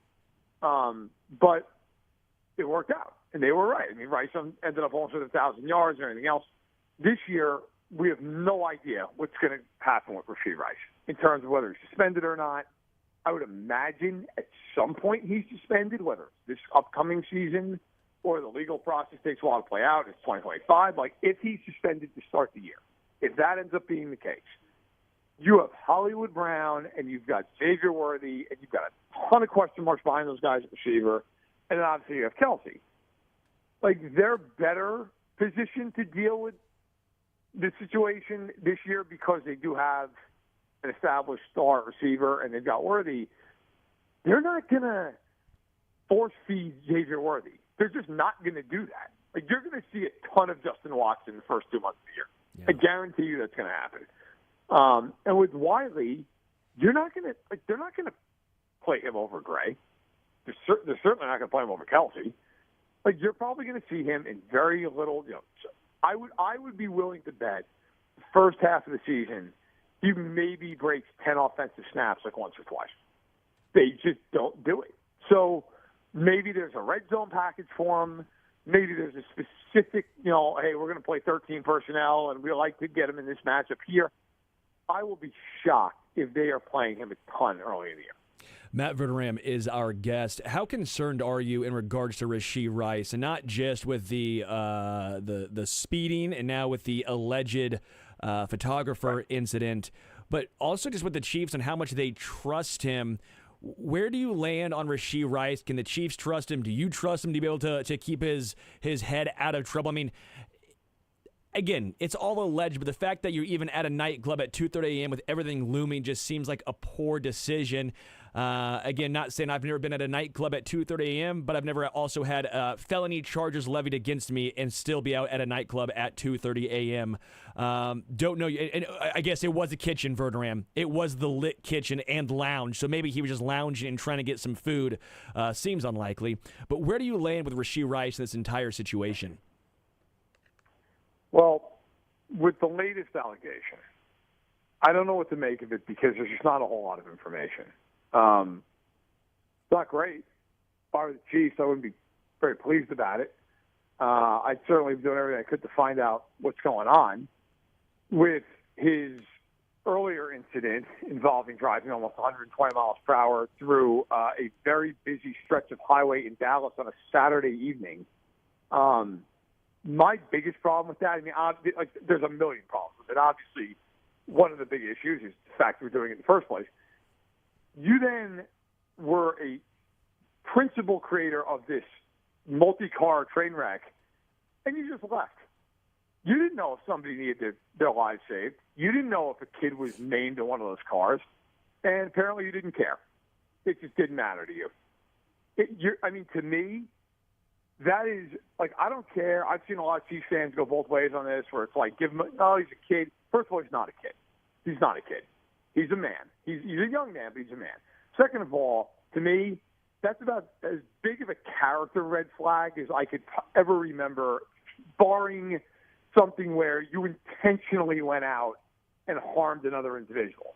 I mean, you clearly know you're in the wrong. And you had the gall to just go, I'm good. Screw everybody else. I'm just going to walk away from this. And all your buddies did too, which tells me all I need to know about your buddies. So to answer the question, if I'm the Chiefs, I don't trust him at all. Why would I? Based off of what? I mean, my initial reaction when I saw the latest allegation was, if it proves true, if I'm the Chiefs, I'd suspend him, and then I'd let the league handle it from there. But then I thought about it. I was like, actually, if I was Chiefs, I wouldn't do that. The last thing that kid needs is less structure. And actually, I just said kid. I want to get Mountain Roll. The last thing that young man needs is less structure. He needs more structure. If I were the Chiefs, I'd be doing everything possible to get him to Kansas City and keep him in Kansas City. But at the end of the day, he is an adult. He is going to make his choices. The Chiefs can't force him to stay away from these friends of his that he has in Dallas. He makes his own consequences based on what he's done. We'll see about the latest allegation, whether it's true or not true or a half-truth. But yeah, if I were the Chiefs, I'd be pissed. And I would certainly not trust him based off of this disaster of an offseason that he's had at this point. Yeah, could not agree more with you, Verderam. As far as what the Chiefs do, does this mean they need to bring in a veteran now? A lot of the veterans have already signed, and maybe Tyler Boyd would have been more intriguing to Kansas City if they would have known about this, but Tyler Boyd obviously no longer available. OBJ no longer available. DJ Chark no longer available. Allen Robinson signing today with the Giants no longer available. You're left with guys like Zay Jones, Hunter Renfrow, the injured Michael Thomas, and then you're left with the good old retreads of MVS and McCole Hardman. Do the Chiefs bring in a veteran, or do they say, you know what, the Chiefs won a Super Bowl last year with a worse wide receiving core. Even if Rashee Rice is not available, they'll make do? I bring in Zay Jones, who I know is visiting today anyway. I bring him in. Because to me, I've seen enough of MVS. Like, listen, if you need a guy in a playoff game, he's your guy. If you need a guy the first 17 weeks of the year, probably not so much. I mean, I have no problem they brought Hardman back, but Hardman last year was a zero as a receiver until the Super Bowl, and he was awesome. I would have loved for them to have signed Tyler Boyd. I said that all offseason. Like, I thought he made a lot of sense. I thought, I understood why the Chiefs didn't do it, because Rice plays a lot in the slot, and Boyd is essentially a slot receiver exclusively, and so kind of redundant there. But after the first situation down in Dallas, I would have signed Tyler Boyd immediately if I was Brett Veach. He decided not to. Chark, Odell, I think Odell's pretty much past it at this point. But look, Zay Jones, he's a professional receiver. He's not going to have 1,000 yards, but you don't need him to have 1,000 yards. And by the way, the other reason I like Zay Jones, Chiefs, he knows the offense because he played in it with Doug Peterson in Jacksonville. Good point. Like, he can come in. He knows the offense. He knows all the terminology. I just think if that guy comes in and plays what is the equivalent of 9 games for them before kind of maybe going back to the bench, and has 300 yards, that's fine. But that's fine. You just need somebody to go in there and be a professional NFL receiver. And I think he can do that. Before I let you go, I want to ask you two scenarios here. We'll start with the -1 first before we get into the positive one. -1 first. The Chiefs don't three-peat if this happens. If they're injured. I really think, look, I'm not a betting man. I never have been. But if you said to me, would you rather take the field or the Chiefs? I would always take the field over any one team because I just think that the math is obvious. However, if you said to me, pick one team you think is going to win Super Bowl this year, them. And honestly, it's not even because they've won the last two. I mean, of course, that's part of it. They have the experience and the coach and the quarterback. Who's better than them? Like, when you really look at, I would almost argue, if they get a couple more kids out of this draft class that can really play, this might be the best roster they've ever had. I mean, this team, what is the weakness? Like, I cover the league nationally for SI. When you look at it, I could point out a lot of flaws about even the best teams in the NFL. They're the one team you kind of look at and you're like, I don't know, like maybe it's left tackle. That's maybe the big thing. Like, even with all the stuff with Rashee Rice, like, they're better receivers this year. The defense is loaded, even without Snead. I think the biggest thing is injuries. Is just if they just get beat up. Because if they're healthy, I think the schedule is pretty conducive to them being good. I think the conference is a little weaker than it was a year ago. I think they're pretty loaded up. So that somewhat answers the other question, so I'll ask you a different one, because I was going to ask you what goes right and what happens for the Chiefs to win a third straight Super Bowl, but it sounds like, barring injury, you're pretty intrigued. Well, I would say this. To answer that part of it, and this is always kind of the scary part of these things, they're going to have to get a little lucky, because you always have to get a little lucky, and it's hard to get lucky that often. Like, look, they deserve to win all the Super Bowls by no means. I mean, don't get me wrong. But, like, you think about last year's Super Bowl. If Tommy Townsend's punt doesn't land and hit that guy right in the heel, they very well might have lost that game. I mean, that punt is 6 inches in any other direction. Probably doesn't hit that kid. Hits him. Just does. And Jalen Watson's playing with a torn labrum all year. Just falls on it. Like, sometimes you need a little bit of good fortune. You know, the Niners making, to me, one of the dumbest decisions in NFL history and taking the ball to start overtime. Like, Yeah. That Eagles game. Look, Bolton's touchdown was a nice play by the Chiefs. Like, they deserve credit for it. That ball bounced right up to him. I mean, you couldn't have bounced it and put it in a better spot. You know, in a lot of cases, you fall on that ball. He picked it up on a dead run. You know, so there's, and heck, James Bradbury, that penalty. Yes, it's a penalty, but it's a penalty that's called 50% of the time.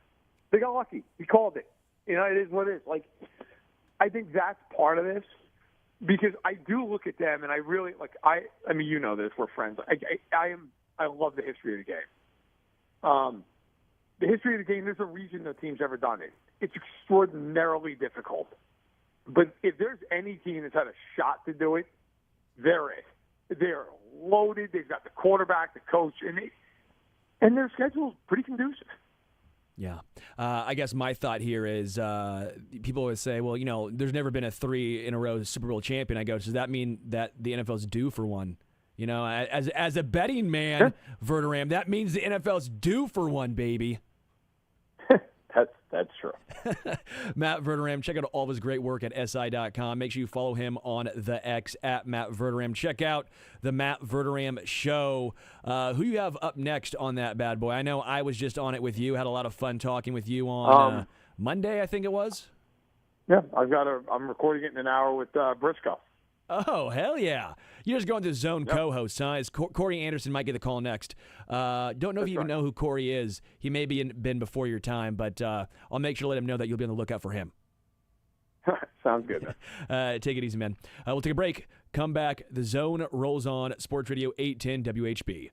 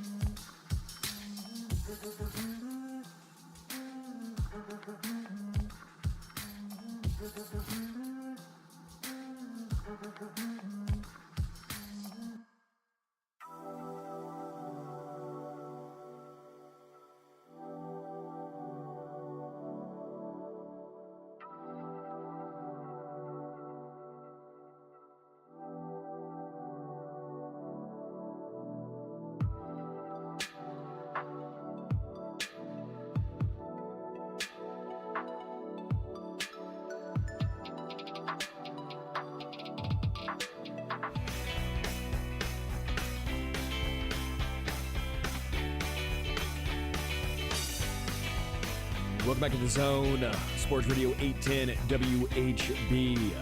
Sterling Holmes, Dylan Michaels, with you until 2. We're almost there, Dylan. Can we land the plane? Not a lot of turbulence. It's been a pretty smooth flight. We had drink service. I mean, I've been drinking. So we've had drink service. And you had a meal, so. I had applesauce. I don't think applesauce counts as a meal. It can, depending on the flight. Am I a child Like now? that would be a United meal. Why is United getting shots right now? Because they always do. Or Delta, either one. Pick one. You Man. can search it on the internet, and there's probably plenty of stories. Yeah. All right. Love talking to Verder. I liked his enthusiasm. He was pretty confident about the Chiefs three-peating. He was. I mean, And more. he's right. It is the best chance. Yeah. Because the only other one would be either the Patriots of 05, Yeah. Cowboys of the 90s, because they literally fired Jimmy Johnson after repeating. Yeah. Or mutually decided to part ways. Well, I guess you could say the Bills would have had a chance, but you got to win one first. They had 4, but People are still going for that reverse Buffalo. the reverse Buffalo. After you do the three-peat, then you go for the reverse Buffalo. You know how much of a kick in the stones that would be if the Chiefs won 4 straight and if it was like against Buffalo for the 4th one, like in the AFC Championship game? Oh, man. Oh, yeah. I would actually feel bad. I wouldn't. Well, I'd feel bad for the tables. Not bad for the Buffalo fans. The table, you know what? If you're a table maker, go to Buffalo. You'd make a lot of money. Work on it. Business idea. Probably some businesses that have that market cornered, I think, on the foldable tables market. No. We create our own. We create Gotcha. the jumpable table market. We don't let them know we're from Kansas City because then they might not. Like a gimmick, You know what? Like a gimmick table, like a wrestling table. We let them know we are from Kansas City. Say this is your chance to get all your anger out. Take it out on our tables. By the way, if you're the WWE, how have you not already gone up there with all the fake tables you have that you throw people through all the time? Like, that would be awesome. They should do that this season. Just go Triple H, Undertaker, Stone Cold out to a tailgate at Bill's Mafia. That'd be awesome. That would be sweet. That'd be pretty cool. But no, he was pretty enthused about what the Chiefs could do, and he's right. I mean, when you look at the rosters in totality of every single team right now in the NFL, who do you put up ahead of Kansas City? You look at the Ravens. Texans. That's the only one that you maybe can. I'm not saying ahead. Sure. That would be. I would say they're the number one challenger. Like if you're doing UFC or boxing. Sure. I think Texans, Ravens in the AFC. Who was high on the Texans last year, and I got made a fool of. I'm honest. I make fun of the ones when I get it wrong, but I know the ones I get right, and the Texans were one I got right. And they've done everything they could to bolster, everything they could to take advantage of a rookie quarterback. Are you with me? Or a young quarterback rookie contract. Are you with me this season on the Texans? I already put my ticket in for C.J. Stroud MVP. I said they're the second best team in the AFC, behind the Chiefs. Think C.J. Stroud wins MVP? Yes. Thank you. I think Ladd McConkey, Rookie of the Year. Values there. A lot of value in Ladd. Because I think he's the only solid wide receiver on the Chargers. Man, who's the number one Rookie of the Year right now? It would be Caleb probably Williams. Caleb Williams or Jaden Daniels. Yeah. I'd probably go. I would not put money on Ladd McConkey. I Hey, appreciate your the values there. My point's value. Yeah, It was like plus 30. It was like $3,000 $5 to win a lot. Yes. Yeah. It was like 5 to win 150. And I'm like, you know what? I'm get it. intrigued. You put 5 on Jaden Daniels or 5 on Caleb Williams. You're like, I win $15. Nice. Where's Xavier Worthy? He was actually ahead of. He had better odds than Ladd. And I just knowing how the Kansas City Chiefs operate with rookie wide receivers, I didn't think the value was there. Where did Rasheed finish last year? Behind C.J. Stroud. Well, yeah. Behind Puka Nacua. Right. Top 5? Maybe top 5. I don't know. Good question, actually. Good question. No, but it's tough especially with the quarterback class. It's going to be real hard for anybody besides the first 2 we said. Especially if Drake May gets an opportunity to start right away. If J.J. McCarthy gets a chance to start right away. Again, I'm not saying he's a great quarterback. With J.J. Yeah. But no, I think the point remains the Chiefs have the best roster outside of the only one you can make a case for is maybe the Ravens and maybe the Texans in the AFC, which, again, I'm still going Kansas City because I think 15 is the difference there. I would say the Final Four from last year, and you add the Texans and the Packers, would be your 6 teams that are probably the best suited You're for saying this season. 49ers, right? Yep. And then you'd say Packers Lions. and Lions? Yep. I'd go Lions. I might go. And then you'll go Texans. I would add Texans also on top. So the losing team, did both of those teams lose to the 1 seed? Yeah. So the losing 1 seed of the divisional round, I would add into to make a top. What would that be? 6 or 7? Yeah. Can I give you a rebuttal to the Packers if we're going to say top 6? Yes. Is that right? We're in this top 6.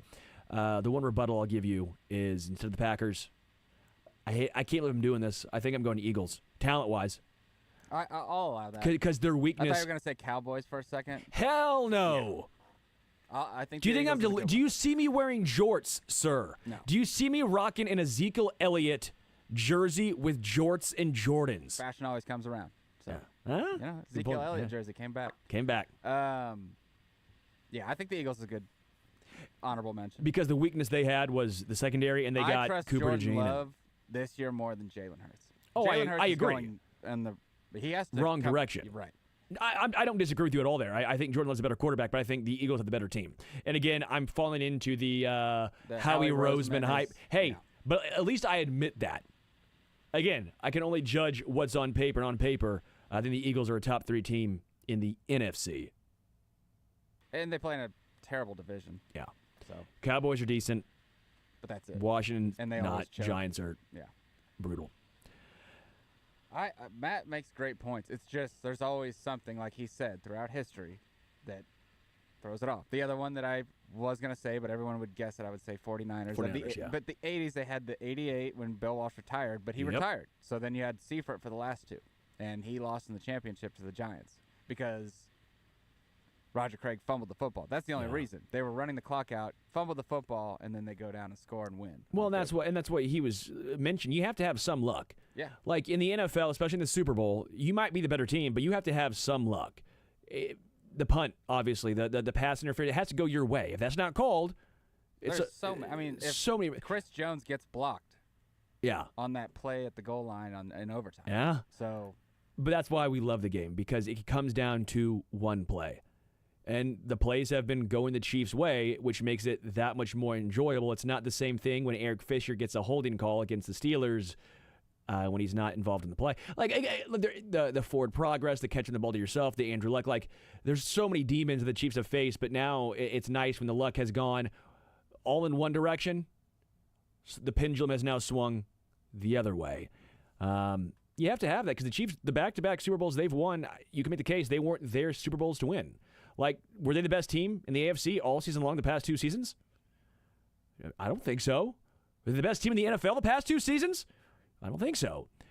But what happens when the lights are the brightest? That's what matters. No one cares, and that's why I always laugh when the Chiefs will lose a game inevitably to the Giants, the Titans. They'll lose a game they should not lose, and we sit here going, oh my gosh, how'd they lose that game? No one cares when you're holding up the Lombardi. It's a long season. I will say, again, you can quote me on this. This is a fact. Fact. There's not been a team that's won 3 straight Super Bowls.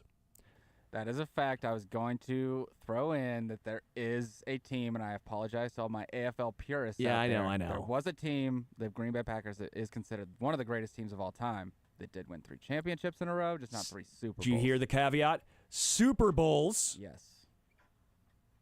That means the NFL's due. Means they're due.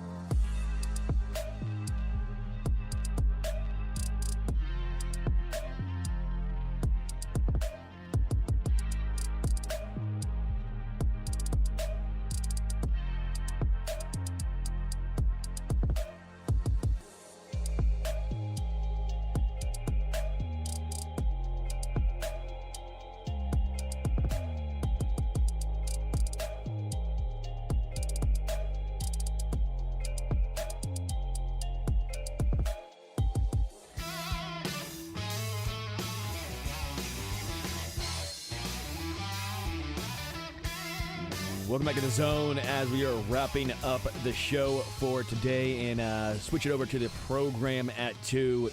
Looks like Todd Lebo filling in for Petro today. Some news breaking about Rashee Rice according to, looks like a report in Dallas. The Dallas police officers. They wrote in a document here. This is all about the alleged assault against Rashee Rice. Cops said in the documents the photographer told authorities that he had left the venue in his car, but returned a short time later after Rice sent him a message that indicated the Chiefs star might want to hire him. But cops say when the photographer got back to the spot, he told them Rice handed him his phone to look at something before the wide receiver tagged him on the left side of the face. This story just got a whole lot weirder, so we will keep that monitored. We'll see if any news comes out during the program. But, man, again, this alleged assault just got a whole lot wilder in regards to Rashee Rice. Some say not ideal, Dylan. Some say not ideal. Not ideal. All right. Lebo, K-Dog, Dravetta up next. Dylan Michaels, appreciate it. Appreciate Jason you, should be back tomorrow. I will be back here tomorrow. So until then, we are out.